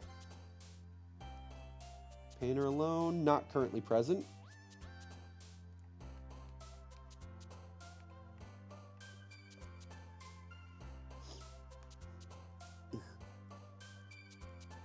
Joy. Sounds good. Still no pain or alone currently. But parfait came back.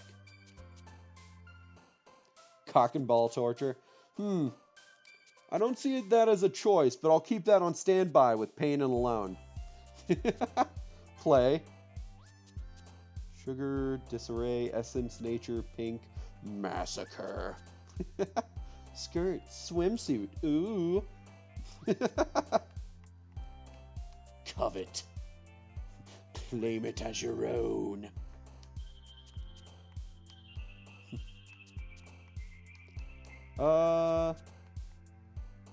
Nature. Vivid, calm. A tone. You know what? Since you wanted alone and a tone is pretty close, I'm going to go for that.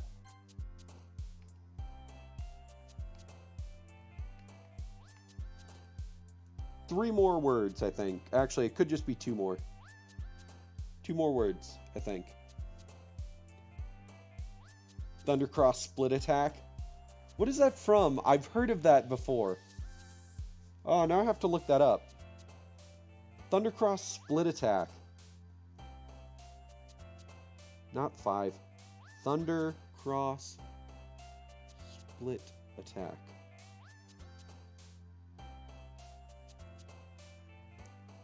What is that from? Oh, it is from JJBA. Oh, JoJo. You and your weird attack names.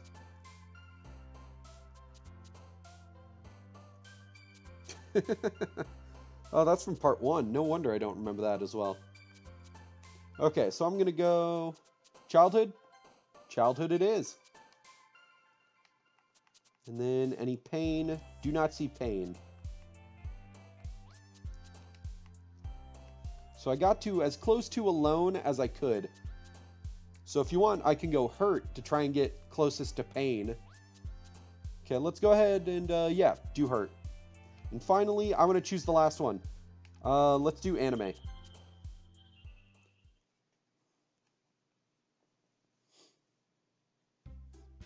Oh man, I'm the last one here again.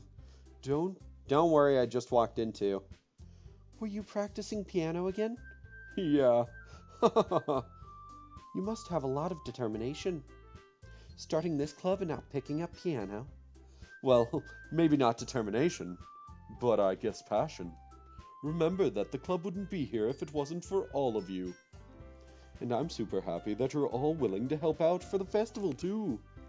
I'm gonna drink some water real quick.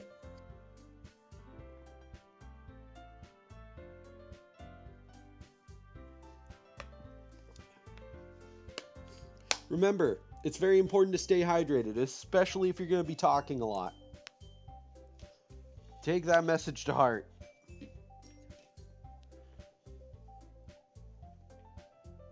Stare at who, motherfuckerly, for a while. Me? What did I do? I can't wait for the festival. It's going to be great. Weren't you complaining about it just yesterday, Natsuki? Well, yeah. I'm not talking about our part of the festival, but it's a whole day of school where we get to play and eat all kinds of delicious food.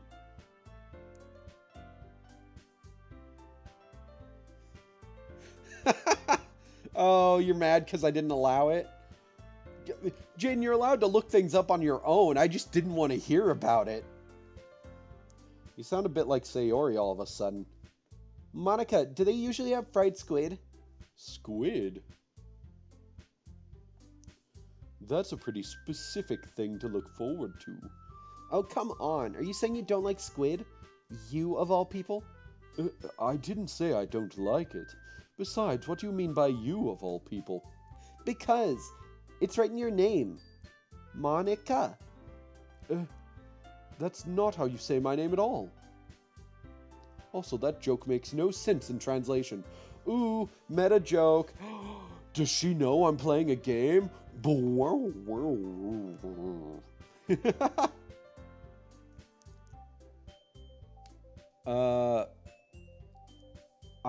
I don't even know that meme.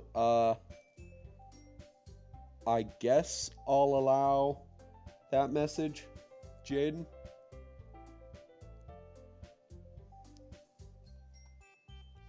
Yeah, I don't know what that meme. Oh, never mind. Let's just focus on our own event for now, okay?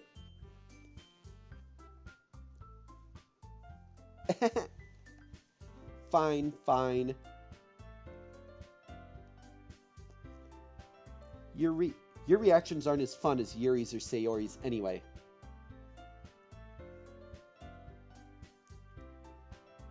Oh, is this like... Huh. The best of these memes? What am I looking at? This...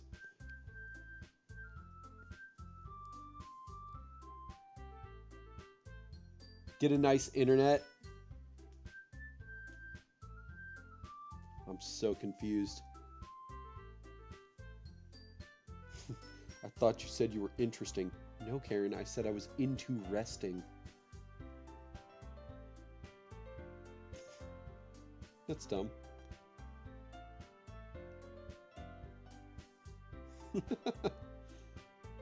Okay. Excuse me. Where's Sayori anyway? Oh, there you are. Sayori is sitting at a desk in the corner of the room, looking down at nothing. I walk over to her. Hey, Sayori. I whip my hand in front of her face. You're spacing out again. Sorry. You're totally against Natsuki lovers? Oh, jeez. Don't mind me. You can go talk to everyone else. Huh. Is everything alright? Of course. Why wouldn't it be? It just feels like you're a little off. Sorry for assuming things. Geez, you worry too much about me. I'm fine, see? Sayori shows me a big smile. Don't let me distract you from having fun with everyone. Well, alright. If you say so. I worriedly glance at Sayori before turning back toward everyone else. That's a lot of red flags. Uh-oh. But the conversation is already dispersed, with everyone back at their usual activities. Maybe I should ask Monica if she's noticed anything about Sayori recently. Since they've been preparing for the festival, they must be spending a lot of time together. I timidly approach Monica, who is shuffling through some papers at her desk. Beat, what's up? Hey, this might sound a little strange, but... Have you noticed anything up with Sayori recently? Anything up with her? In what way do you mean? Maybe I'm reading into it a little too much, but she seems a bit downcast today. Oh, you think so? I can't say I've noticed anything about her. Monica peers across the room at Sayori, who is idly dragging a rubber eraser up and down her desk. Maybe there is something on her mind, but I'm surprised I'm not the one asking you, Beat. You certainly know her a lot better than I do. Yeah, but she's never really like this. She's always talked to me about things that bothered her. Oh, whoops. I didn't want to... But this time when I asked her, she was really dismissive. Sorry, I know it's not your problem. I just wanted to ask if you knew anything, so I'll drop it now. No. It's important to me too. How did you manage to have an internet that is that bad that you feel grossed out? What? Is my internet really bad right now? What's going on? I mean, I'm also friends with her. And I also care about the well-being of my club members, you know.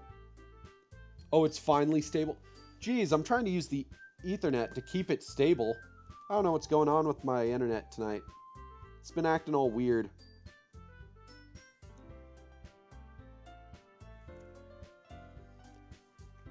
And I also...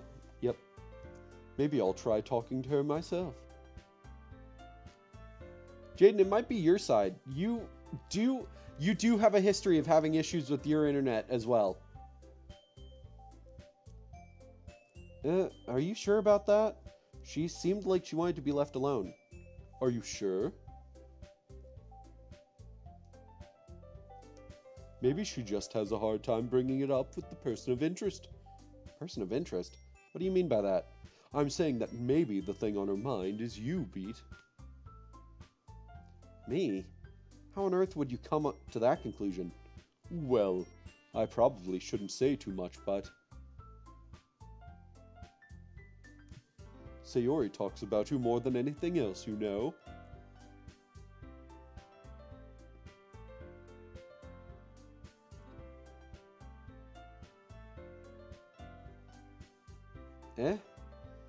She's been so much happier ever since you've joined the club. It's like an extra light was turned on inside of her. What? No way. Sayori is always like that. She's always been full of sunshine. It's not any different now than it always has been. You're so funny, Beat. Have you thought that maybe you've always seen her as so cheerful because that's just how she is when she's around you?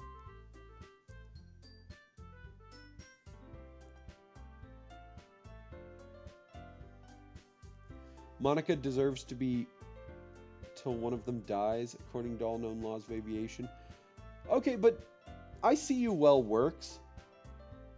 Can is not always necessary, and that's confusing in English because there are a lot of words that aren't always necessary, even though it can be grammatically incorrect to not use them.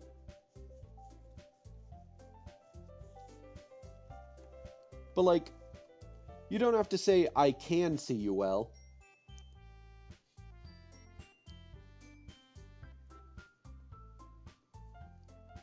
Maybe that is grammatically incorrect, though, to say I see you well. Still, it does properly follow the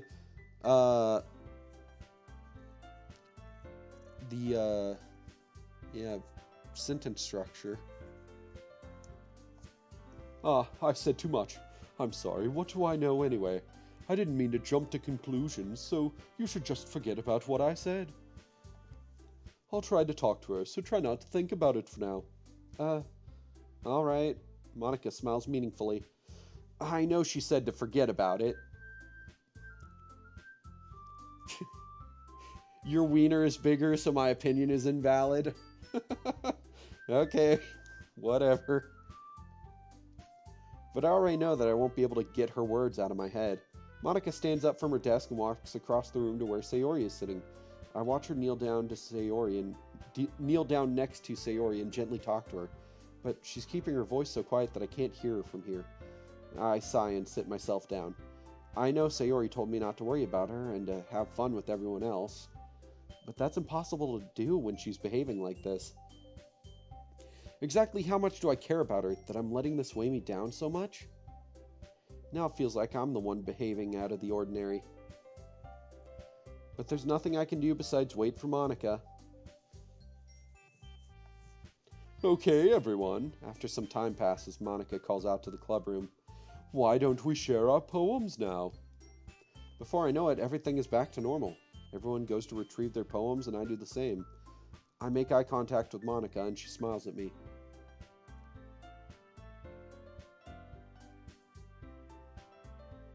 What? Oh. Oh, okay. Yeah, generally I don't snort coke because then I wouldn't be able to do my job properly, and I would be banned from ever working my job again. I wonder what she was talking about with Sayori.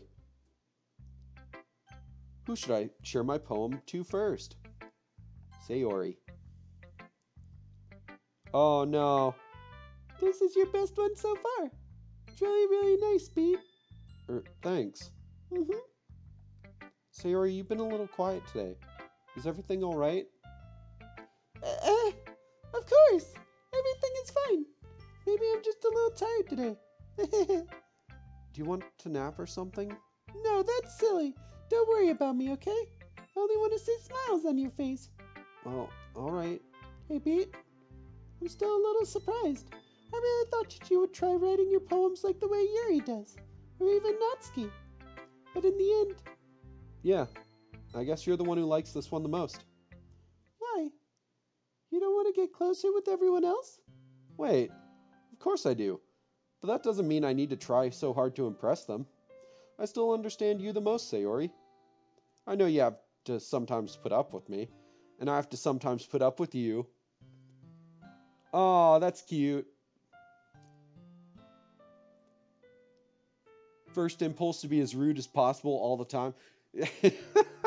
I mean, to be fair, that seems to be the main character's first impulse as well. But we have a wavelength or something. So you made a save file to reject her as much as you wanted? Oh, jeez. And this is how the poem came out. Sometimes it feels like you're the only exciting thing in my life. So sometimes it's just easier to write when thinking about you.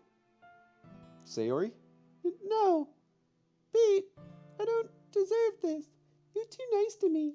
Why are you doing this? Sayori has trouble keeping her voice steady all of a sudden. Oh, geez, Jaden. But also, oh, geez, what's happening in the game? If you had fun with everyone else instead, this would be so much easier. Sayori. I glance around the room to make sure nobody has noticed this. Sayori, I've probably never said this before, but I don't understand what you're feeling right now. Tell me what will cheer you up. Sayori shakes her head. Oh, this is a lot of red flags. She sniffles and keeps shaking her head. Finally, she gathers herself and puts on a smile. It's nothing, Pete. It's just a little rain cloud. I'm sorry you had to see that. I promise it won't happen again. Just smiles from everyone, okay? That's all that matters. Go play with everyone else. I'm gonna go home a little bit early today. Sayori, Tell Monica I wasn't feeling well, okay? I'll see you tomorrow. Before I can say anything else, Sayori cheerfully walks out of the classroom, humming to herself. Oh. She's sending you to the Shadow Realm? Oh, jeez. Well, it's Natsuki's turn. This one's alright. Alright? Well, yeah. About as good as yesterday's, anyway. I see what you're going for, but it's just not really my style. I mean, that's fine. I'm mostly just glad that you're trying a little bit. Well, of course I'm at least trying. Why are you so emotionally invested in my poems, anyways? Natsuki, shut up. Natsuki's the worst. Oh, jeez. Isn't that more of a compliment to me? No, gross. It's not like I care. It's just that one of us in this club has to make sure you're not slacking off. Really? Well, what if you ended up just scaring me away? That's, it's not like you would actually do that. Yeah, you're right. It's kind of fun to hang out here, even if I have to put up with you. Gah! Natsuki's elbow connects with my stomach. Oh? Maybe I won't mind scaring you away after all. I was just joking. Oh, I know. Don't worry, I was too. Physical violence is not a joke. How the hell do you call that a joke? That seriously hurt. Slow learning pace, kid. Oh, geez. Well, maybe it was funny to her. I guess that's kind of the point. I should really just watch my mouth around Natsuki. Anyway, Natsuki holds her poem out to me like nothing even happened. Oh yeah! Sayori didn't show me a poem today. Oh no, that's very bad vibes. That's bad vibes.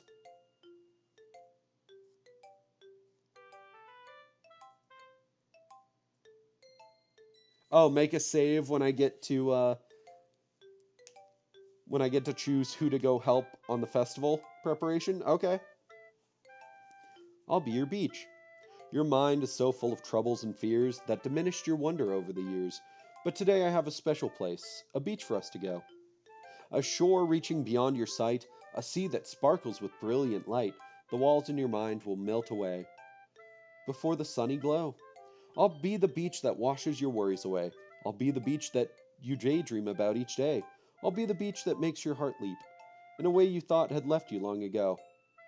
Let's bury your heavy thoughts in a pile of sand. Bathe in sunbeams and hold my hand. Wash your insecurities in the salty sea and let me see you shine.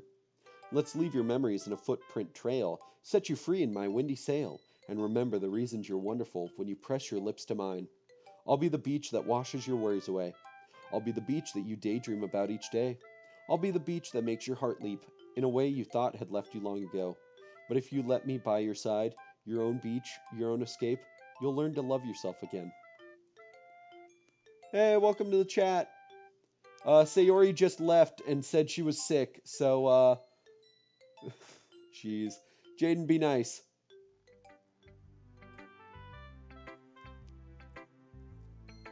Yeah, I felt like I kept writing about negative things, so I wanted to write something with a nice message for once. Besides, the beach is awesome. Kinda hard to write anything negative about the beach. So you decided to write about the beach first and then came up with the message later? Yeah, well, it's only because of what happened yesterday. I mean, after Yuri and I realized we kind of wrote about the same thing, she wanted to pick a topic and have both of us write about it or whatever. Ugh, you can really see her doing that too. Making us write about a simple topic, then trying to impress me by coming up with something all fancy. Well, it's not like I care. I just did it anyway. I mean, I guess mine ended up being kind of metaphorical too. But there's nothing wrong with doing that once in a while. At the very least, it was good practice. Wow. Can't even just accept that you like your friends. Jaden. Jaden, be nice.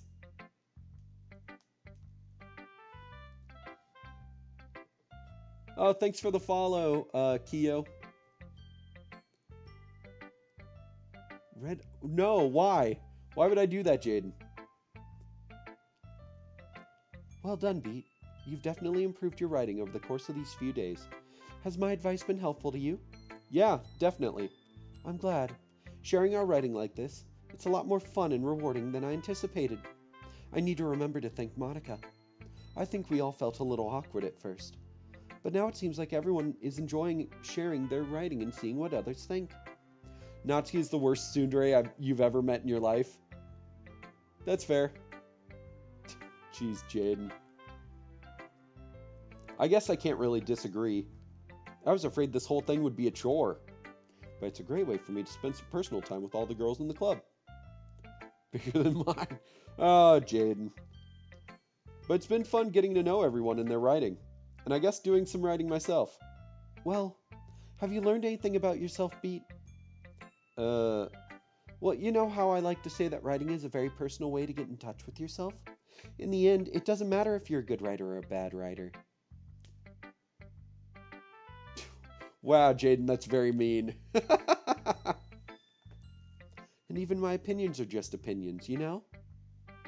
As always, I believe what's most important is exploring and discovering yourself. That's comforting. I'm kind of afraid of disappointing you in some way or another. Why me? Well, you're always sophisticated with your writing and have the most advice to share. Is that so? Yuri thinks for a good minute. That must be terrible. For me to have become someone whose opinion is fearsome? How unlikable of me. Yuri, it's not as bad as you're making it sound in your head. I just meant that I respect your opinion. I see. I'm sorry that I always overthink and come to those sorts of conclusions. I'm just a little too used to it. Overthinking? Being disliked. Yuri. What? What am I saying? I'm sorry, I didn't mean to bring that up. Let's move on. Alright. Do you want to share your poem now? Okay, here. Wow. The red flags are just flying today. Beach. A marvel millions of years in the making, where the womb of Earth chaotically meets the surface. Under a clear blue sky, an expanse of bliss, but beneath... Jaden, why? Why do you say these things? But beneath gray rolling clouds and endless enigma, the easiest world to get lost in is one where everything can be found. One can only build a sand castle where the sand is wet, but where the sand is wet, the tide comes. Will it gently lick at your foundations until you give in? Or will a sudden wave send you crashing down in the blink of an eye? Either way, the outcome is the same, yet we still build sand castles. I stand where the foam wraps around my ankles, where my toes squish into the sand. The salty air is therapeutic. The breeze is gentle, yet powerful. I sink my toes into the ultimate boundary line, tempted by the foamy tendrils. Turn back, and I abandon my peace to erode at the shore. Does that say... What does that say?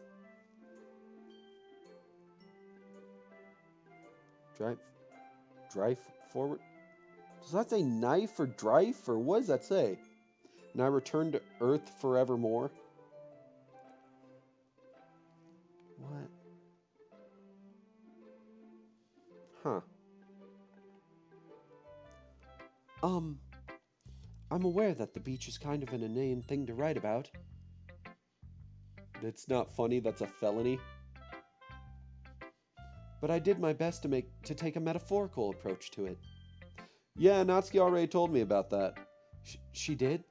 She didn't say anything weird, did she? She just wanted us to write about the same topic again. I suppose to better compare the differences in our writing styles, or thought processes. Anyway, it was her idea. Knowing her, it's no surprise that she'd want to do something like that. She probably just wants to show off. It's not like I have a particular interest in her writing style. Oh, jeez, Jaden.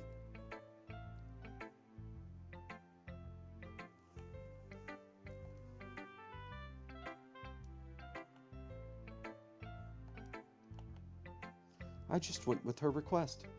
But, well, I suppose it's not so bad to write about something simple on occasion.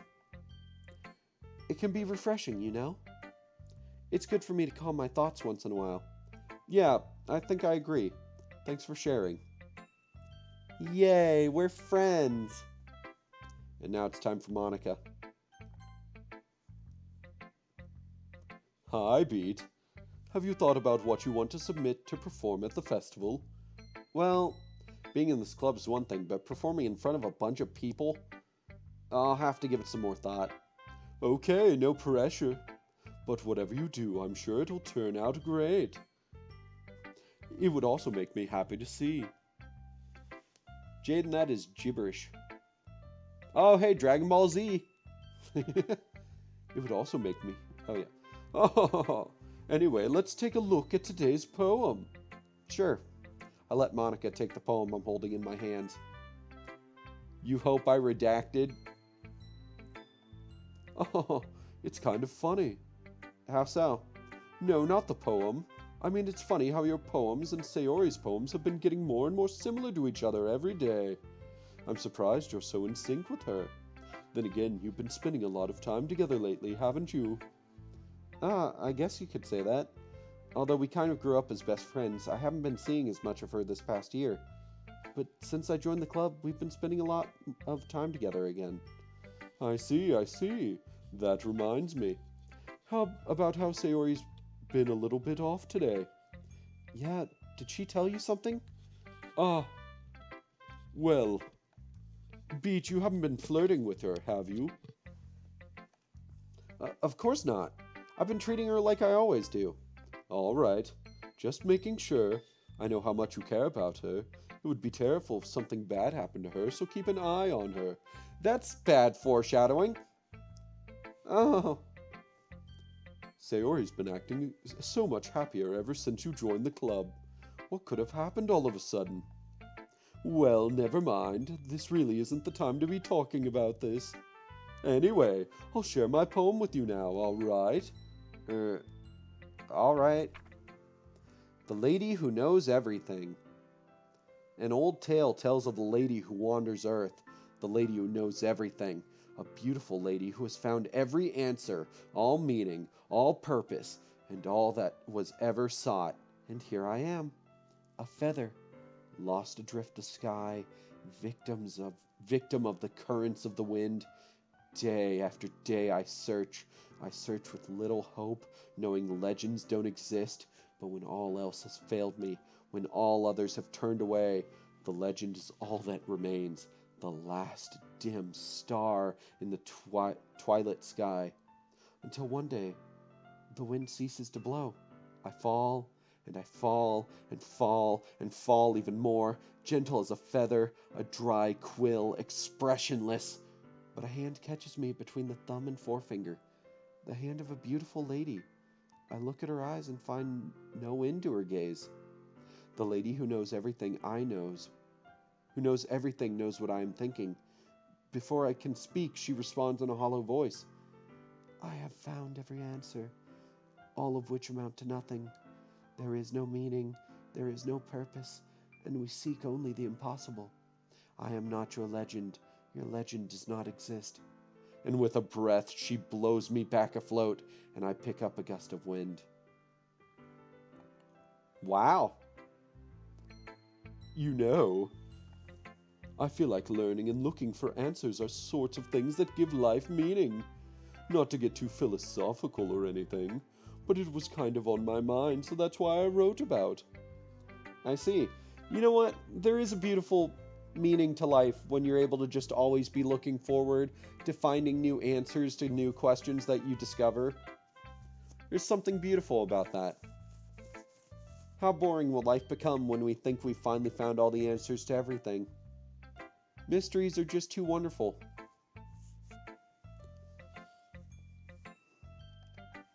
I never really put much thought into it. In a way, it's almost paradoxical. Oh, jeez. You wrote your dog's name on himself with a permanent pen. Sometimes you gotta lose money to lose money. Make money. Fuck. Nice one, Jaden. A pin is too sharp for a dog's body. Well, yeah, permanent markers are... You stabbed him. I don't think they stabbed him. She probably just meant like a Sharpie. In a way, it's almost paradoxical. Because if we had all the answers, wouldn't the world start to lose its meaning? You know, there's one thing I noticed. It seems like everyone in the club prefers writing about things that are more sad than happy. Are you surprised? I mean, if everything was okay, we wouldn't really have anything to write about, would we? Humans aren't two-dimensional creatures. I think you'd know that better than anyone. You mean one-dimensional? Ah, yeah, that. Anyway, here's Monica's writing tip of the day. Ah, jeez, Jaden. Are you ever too shy to share your writing because you're afraid it's not that good? It can be really disheartening to get a lukewarm response to something you put so much into. But if you find other people who enjoy writing, then sharing becomes a lot easier. Because instead of just telling you that your writing is good, or okay, or bad, they'll want to focus more on everything that went into it, and the things you can work on. It's much more encouraging that way, and it will make you want to continue improving. It's almost like having your own little literature club, don't you think? That's my advice for today. Thanks for listening. Okay, you three, we're all done sharing poems, right? Why don't we start figuring out... Hold on a second. Is it just me or did you say something strange just now? Huh? Something did sound a bit unusual. That's right. You deviate from your usual catchphrase when addressing the club. Catchphrase? Permanent marker, like a Sharpie? I don't have a catchphrase. Jeez, why is the mood so weird today? Look, even Yuri isn't immune to it. Stagnating air is common foreshadowing that something terrible is about to happen. In your books, maybe. Look, the only thing different is that Sayori isn't here. Ah, it seems you're right. Sayori always helps lighten the mood a little bit, doesn't she? It's almost like everyone's balance is thrown off a little when she's not around.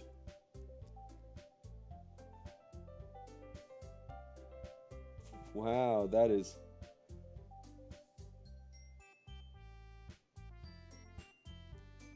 Wow, Jaden. Where the heck did she run off to anyway? I thought she just went to pee. Natsuki, please show some decency. Oh, come on. She actually wasn't feeling too well and went home early. Is that so? I hope she's alright. Seriously? Of all the times to not go home with her, you picked the time she's not feeling well? So much for you two being all lovey-dovey. No. First of all, stop misunderstanding my friendship with Sayori. And second, she's kind of been avoiding me today, so I didn't want to force it. Who? A curious expression coming from Yuri of all people. Calm down, guys. I talked to her earlier and everything is fine. What did she say? Anyway, we need to figure out the rest of the festival preparation, so let's decide what everyone will be doing this weekend. Wow, Jaden. You're getting told to calm down. I already know what I'm doing. That's right. Natsuki will be making cupcakes, but we might need a lot of them in different flavors. Can you handle that all by yourself, Natsuki? Challenge accepted. And as for myself, I'm going to be printing and assembling all the poetry pamphlets. Oh, geez, Jaden. Sayori will be helping me design them. And as for Yuri, you can, guys, can you help me come up with something for Yuri? I'm useless. No, that's not it at all. You're the most talented person here, you know. Now Natsuki's pouting too? Geez, even I can tell now. I guess I never gave Sayori enough credit, but I can tell things are even harder on you when she's not around. Oh, that may be the case, but if I can't also be a leader on my own, then I won't grow as a person.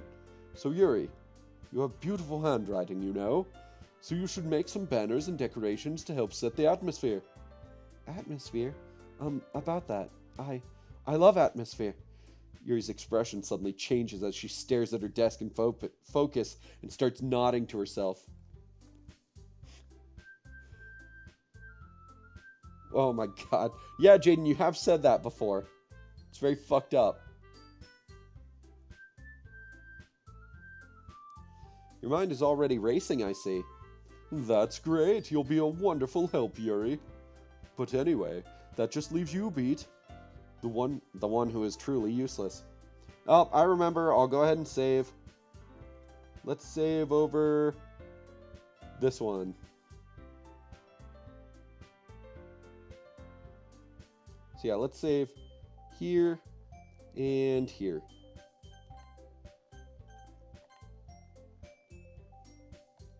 Oh, don't say that. In fact, both Natsuki and Yuri have some pretty heavy tasks to handle. It would probably go a long way to give one of them a hand.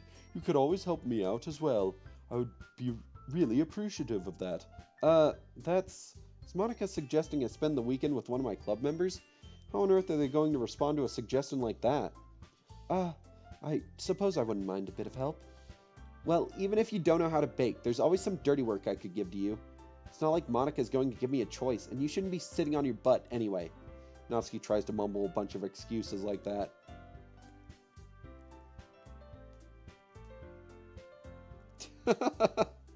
Jeez, that's fun. If I recall, Natsuki, you mentioned that you would like to handle the baking on your own. Beat may not like to be around if you only make him out to be a nuisance, so therefore, he may be more suited to assisting with the decorations. Hold on, I never said that. How hard could it be to make a few decorations anyway? Sounds more like you're just making excuses for Beat too. What are you saying? It will be extremely meticulous work. And baking isn't? Just what do you think? Guys, let's settle down for a moment. In the end, I think it's up to Beat to decide how he'd like to contribute. Besides, he hasn't really gotten the chance to spend any time with me yet, you know, so I'm sure he's interested in... You literally just said, I'm surprised as well. Sorry, I was just saying, though. Jeez, can we just settle this already? Yeah. Beat, you're okay with this, right? In the end, it's up to you. Of course. Very well. In that case, everyone looks straight at me. But of course I'm going with... Sayori!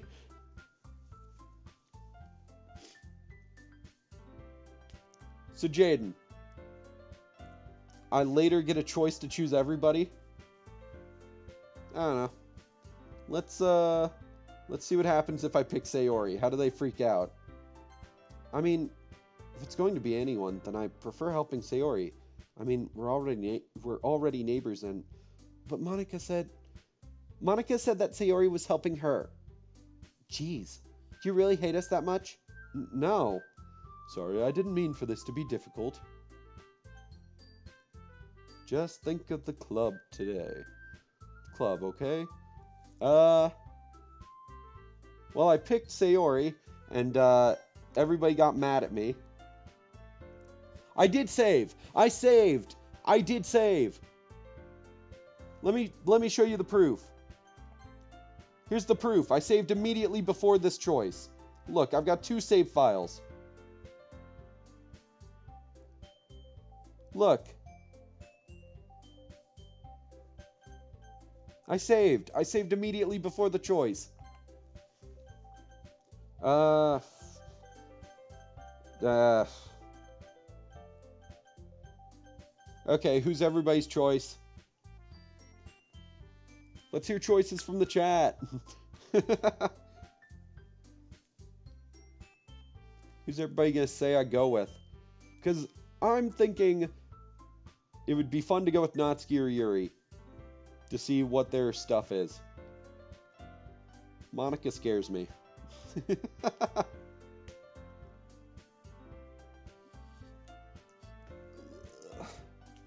Jeez, I'm gonna have to take a break soon. I'm like, well, pick Natsuki.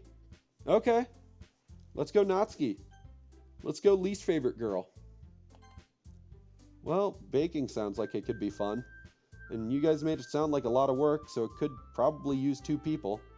Don't worry, baking is a ton of fun. You'll definitely agree. Just a minute ago you were saying that.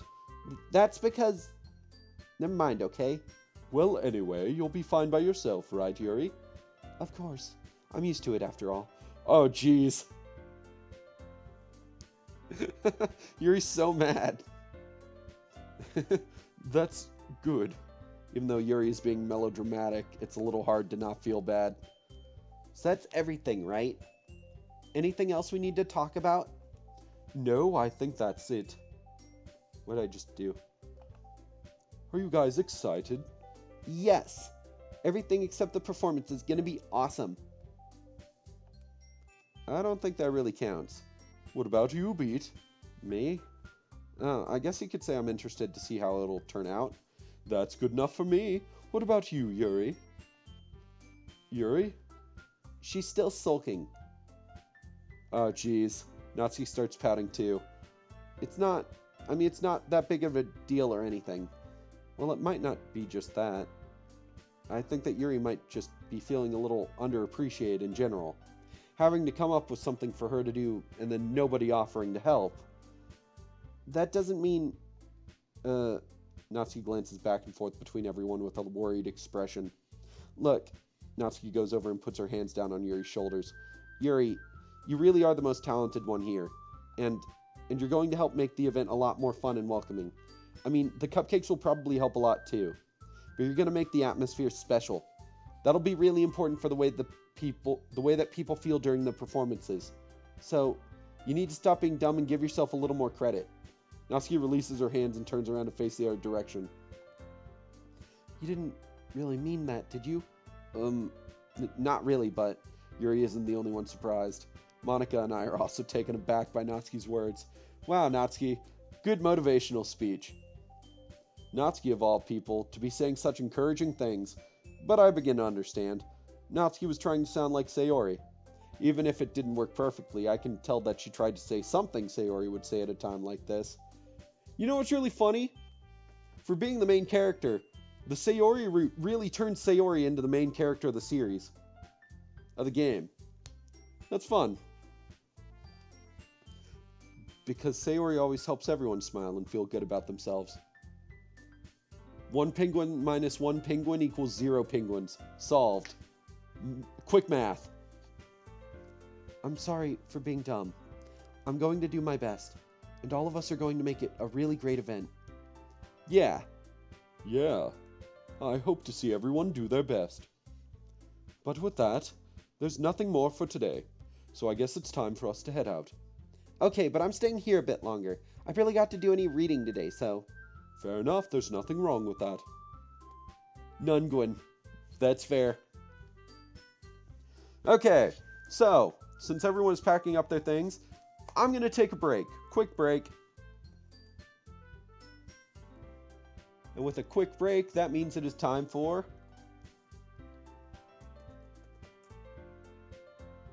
Yay! There are commands for Twitter, YouTube, and Discord if anybody needs to take a look at them. Feel free to check those out. I'm going to go take a brief break, and then I will be back. Yep, pretty much. Yep. See you in a bit.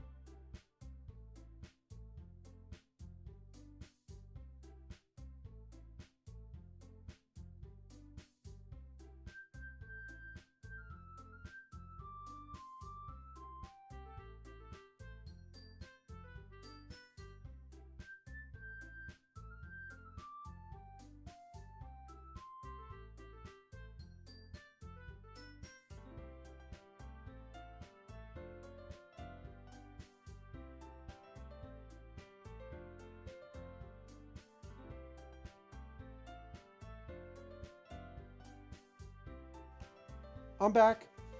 I made myself some popcorn.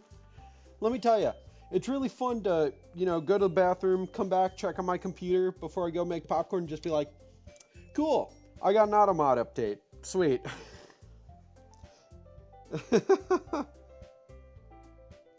Oh, man. But yeah. I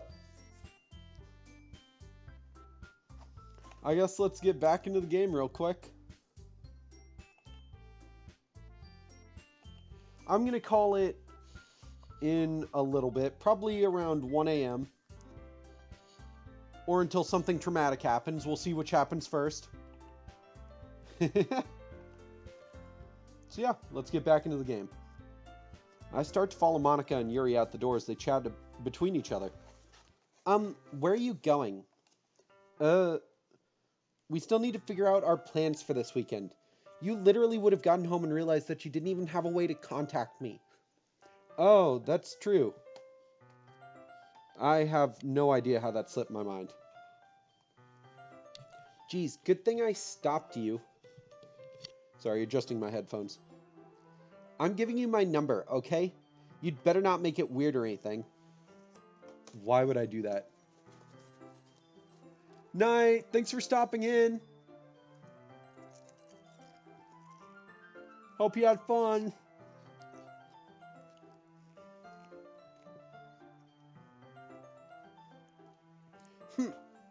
Natsuki gives me your number. Okay. I'm coming over on Sunday. I'll bring all the ingredients. Wait, you're coming to my house? Well, yeah. What's wrong with that? I mean, I just figured that since I'm the one helping, I would be going over to your house. Yeah, right. Like I could have a guy over my house. My dad would kill me. Really? That's kind of strict if you ask me. Yeah, how do you think I feel? I can't do anything when my dad is home. Anyway, I just need to complain for a second. We have each other's numbers now. That's all I needed from you. I guess I'll text you when I'm coming over. Alright, fine by me. Yeah, I'm really gonna show you why I love baking so much. So you'd better look forward to it. Oh? Didn't you say you were just going to give me the dirty work? Well, I was just saying that. It's not like I could act like, in front of everyone, that I was looking forward to this. Wait, really? Well, kind of. Just because I never got to bake with someone else before. That's all it is, so... Alright, I get it. Sorry for overreacting. Anyway, I'll be heading out now. See you on Sunday. Never mind. Tsundere. I can't believe this. Natsuki is going to be coming to my house on Sunday? Even though I would have preferred to do this with Sayori. My anxiety still shoots through the roof. I guess I've gotten pretty used to handling her at this point. But who knows what might end up happening when we're outside of school. She even told me she was looking forward to it. I shake my head. Why do I feel nervous that Sayori might finds out about this? It's not like we feel that way about each other. Besides, like Monica said, this is about the club. I have nothing to worry about. If I just go with it, then I'll have a good time.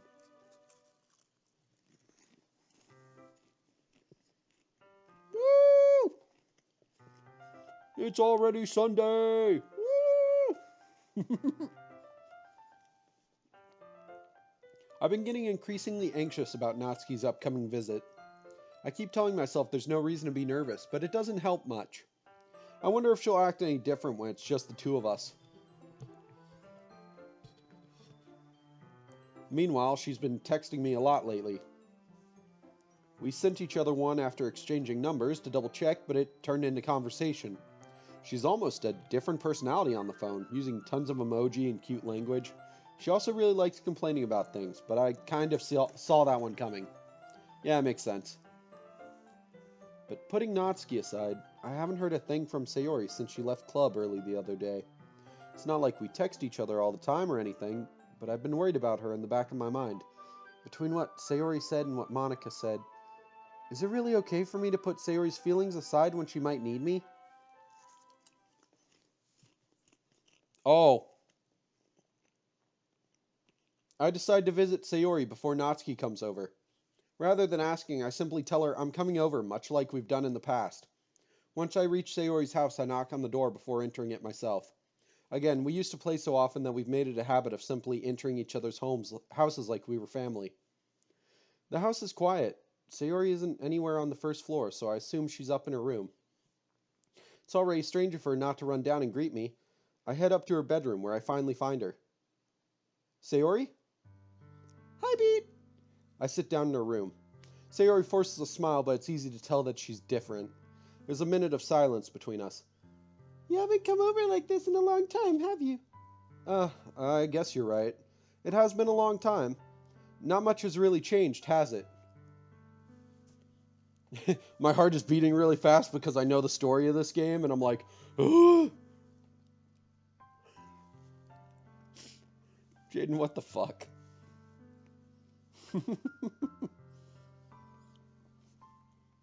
Not much has really changed, has it? Sayori's room is as messy as it's always been. It's not even that messy. Like, the worst I see is that there's like one piece of trash on the floor. My room is way worse, but I don't want to talk about that. I also recognize the same stuffed animals and wall decorations that she's had for years now.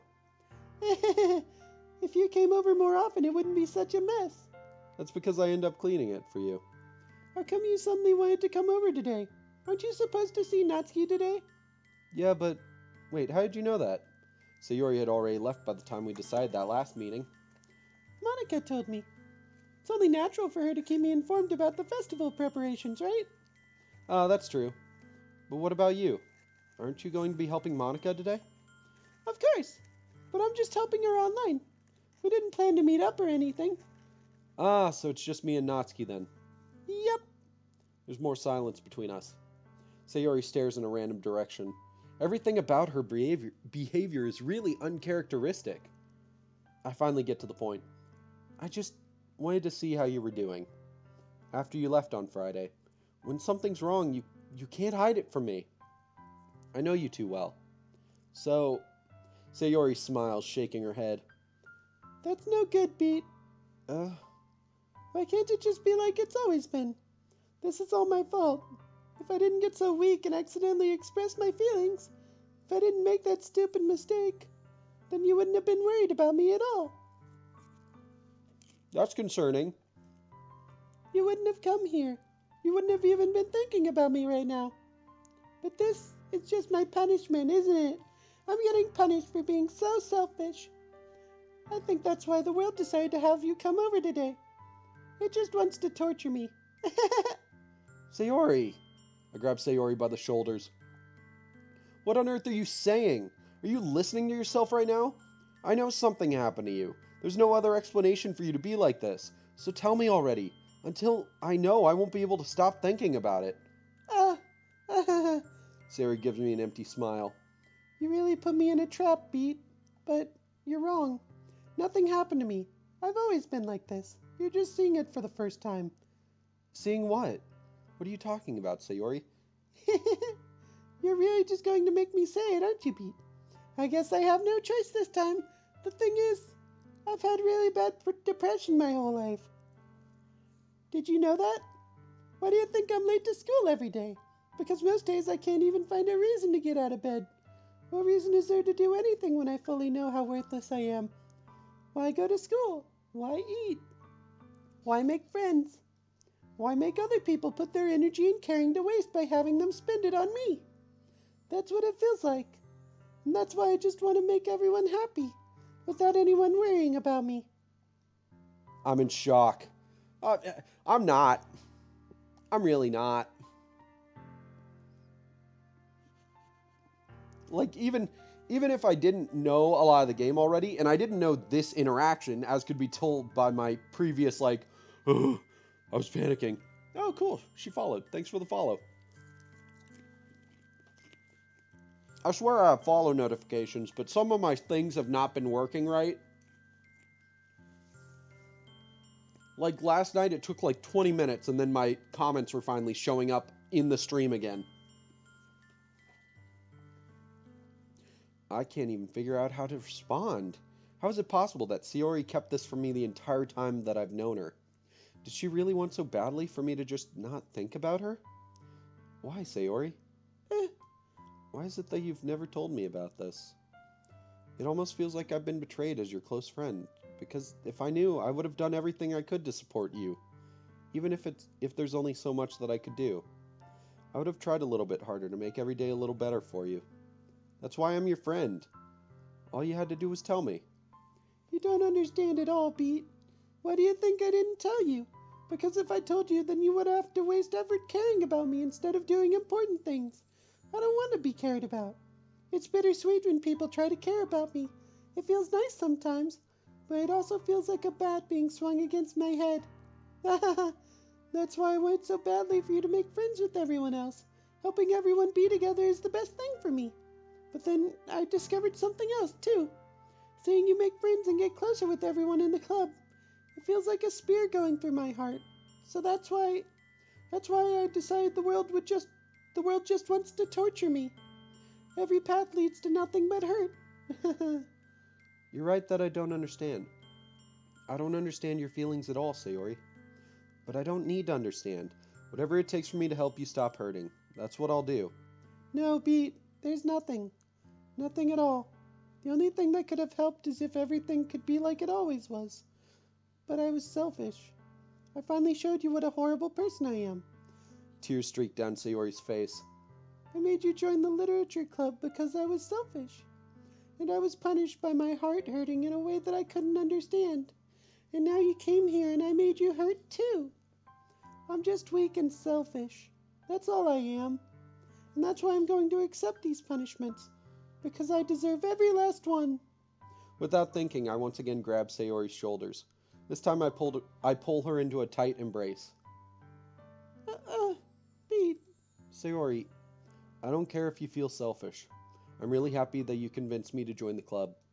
Seeing you every day makes it worthwhile enough. If I make friends with everyone else, then that's just a bonus. But please, never underestimate how much I care about you. I wouldn't have it any other way. Pete. Sayori isn't hugging me back. Despite my arms being wrapped around her, Sayori's arms remain at her sides. She starts sobbing next to my ear. No, don't do this to me. Please don't do this, Pete. Sayori barely manages to speak between her sobs. I don't know if I'm doing the right thing.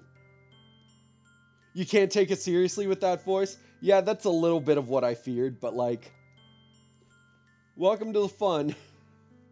In quotations, fun. But all I want is for her to know that I care. If you have it in you to call yourself selfish, then you have to let me be selfish too. No matter what it takes, I'll figure out what needs to change. I'll make these feelings go away. And if there's anything that you need me to do, then you'd better tell me. I'll get mad if you don't. I don't know. I don't know. I don't know. Gently, Sayori finally puts her arms around me in return. I don't know anything. It's all really scary. I don't understand any of my feelings, Pete. The only time I'm not feeling nothing is when I'm feeling pain. But your hugs are so warm, and that's really scary too. Sayori lets me go. As she does so, I let her go as well. The festival is tomorrow. Yeah. It's going to be fun, right? Yeah. How would you like for me to spend it all with you? Uh, It's what I want. I promise. I think that would be nice then. Yeah. Sayori wipes her eyes. If I could spend the whole day here, I would. Of all days, this has to be the one where I have other plans. Maybe I should cancel. No, don't. Please don't. If you did that, then I really wouldn't forgive you. But it's almost time for Natsuki to meet me at my house. At the very least, do you want to come along and help out? It would be fun. To my surprise, Sayori shakes her head. I'm sorry. I don't know if that would be a very good for me today. You understand, right? It's kind of hard for me to fully understand, but I'm trying my hardest. It's okay. Don't worry too much about it. I'll see you tomorrow, okay? Alright. I look forward to it. I say goodbye to Sayori and exit her house. On the way home, I find myself still feeling uneasy. But it's hard for me to keep thinking about when Natsuki is about to come over too. I think Sayori is right. I shouldn't be worrying too much, and we're definitely going to have a great time tomorrow. I should just focus on what's ahead of me. I spend only a few minutes back at home anxiously awaiting Natsuki's arrival. Before I know it, she texts me to let me know she's outside the front door. Without delay, I open the front door to let her in. Sup? Hey, I don't know what I was expecting, but seeing Natsuki is something other than her school uniform totally threw me off. Seeing her in such cute clothes makes the uniform seem totally unfitting in comparison. Geez, don't make me feel so awkward already. It's going to be a long afternoon, so don't be weird just because you're not used to seeing me outside of school. Anyway, I'm coming in. I see you brought a lot of stuff. Natsuki is carrying a large bag that is probably full of baking supplies. Well, I didn't want to come all this way to find out that your kitchen isn't equipped for the job. You bought everything I asked you to, right? Yeah, I did. Yesterday, Natsuki told me to buy a bunch of ingredients if I didn't already have them. Good. Glad I could count on you to do your part. Well, of course. I'm surprised to hear Natsuki suddenly say that rather than something snarky like she usually does. Could it be that she is a little different outside of school after all? Anyway, let's go to the kitchen. What, you're not even going to offer to take this heavy bag from me? Where's your hospitality, Beat? Come on. Since when did I need to be a gentleman? I grab the bag Natsuki holds out to me. Gah. This is ridiculously heavy. I carried that all the way here. Are you impressed? I see now. Yeah, I am impressed, Natsuki. Seems like I always underestimate you. It's because I'm so small, isn't it? You jerk. Natsuki hits a fist into my chest. Hey, your size has nothing to do with it. Do you really hate being small that much? Eh, it's not like I hate it. I mean, sometimes I like proving people wrong when they only think I'm worth my size. It's fun when I get to be small and also better than other people. But, geez, never mind. What are you making me say? Don't think you can make me talk about weird things just because we're not at school. Are we getting started or what? There's a lot of stuff I gotta teach you. What? That's a little bit more like you. You're more fun when you just speak your mind like that. Hey! Now you are treating me like a kid. I was just trying to be a little nicer to you, you know? Just because I don't have a mature and sexy figure like Yuri doesn't mean you should treat me like... Natsuki catches her words and her face turns red. Natsuki, forget it. I didn't say anything. I should apologize. Ugh. I appreciate that you were trying to be nicer. I should have been a little more considerate too. But also, if that's what you're thinking, then you should know that there are tons of guys who are into body types like yours. How would you know that anyway? Just trust me on this one. Gross. Hey! Was that to me? Who else? Man, let's just get started already. You get all sour when a girl calls you gross. I finally found your weakness, Beat. Natsuki smiles deviously. Please spare me. Well, if Natsuki decides to dish out more insults like that, there's no way I'm not fighting back. But she's satisfied enough for now, finally starting to pull things out of her bag so we can get started. Alright, I think I'm going to call it there. Let's go ahead and save here on this file. And then we'll swap it over. And let's see if I can do this right. So, before I end my stream, I have some social medias that everybody can check out. Let's go ahead and share the links. We've got the Discord. We've got the YouTube. And we've got the Twitter. And yeah, and then before I go, I need to look this up to make sure I'm going to do this right.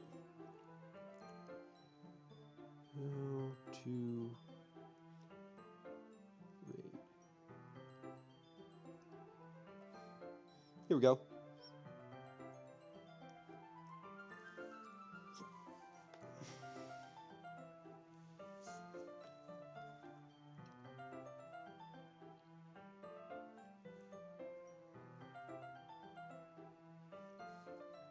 Okay. Here we go. Let's go for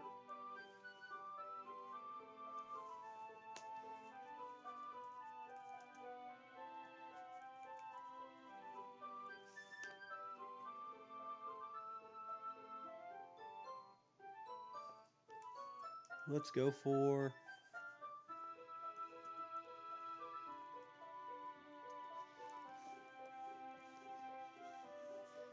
Let's try this.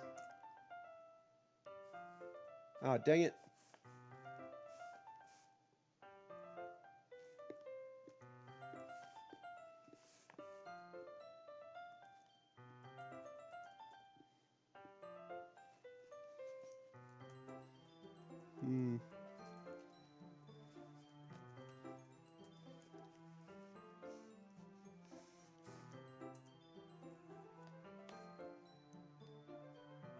There we go. So yeah, we've got a raid. And let's go.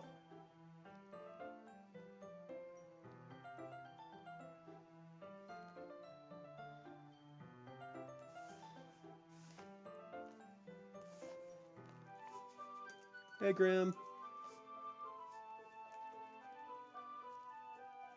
Happy streaming.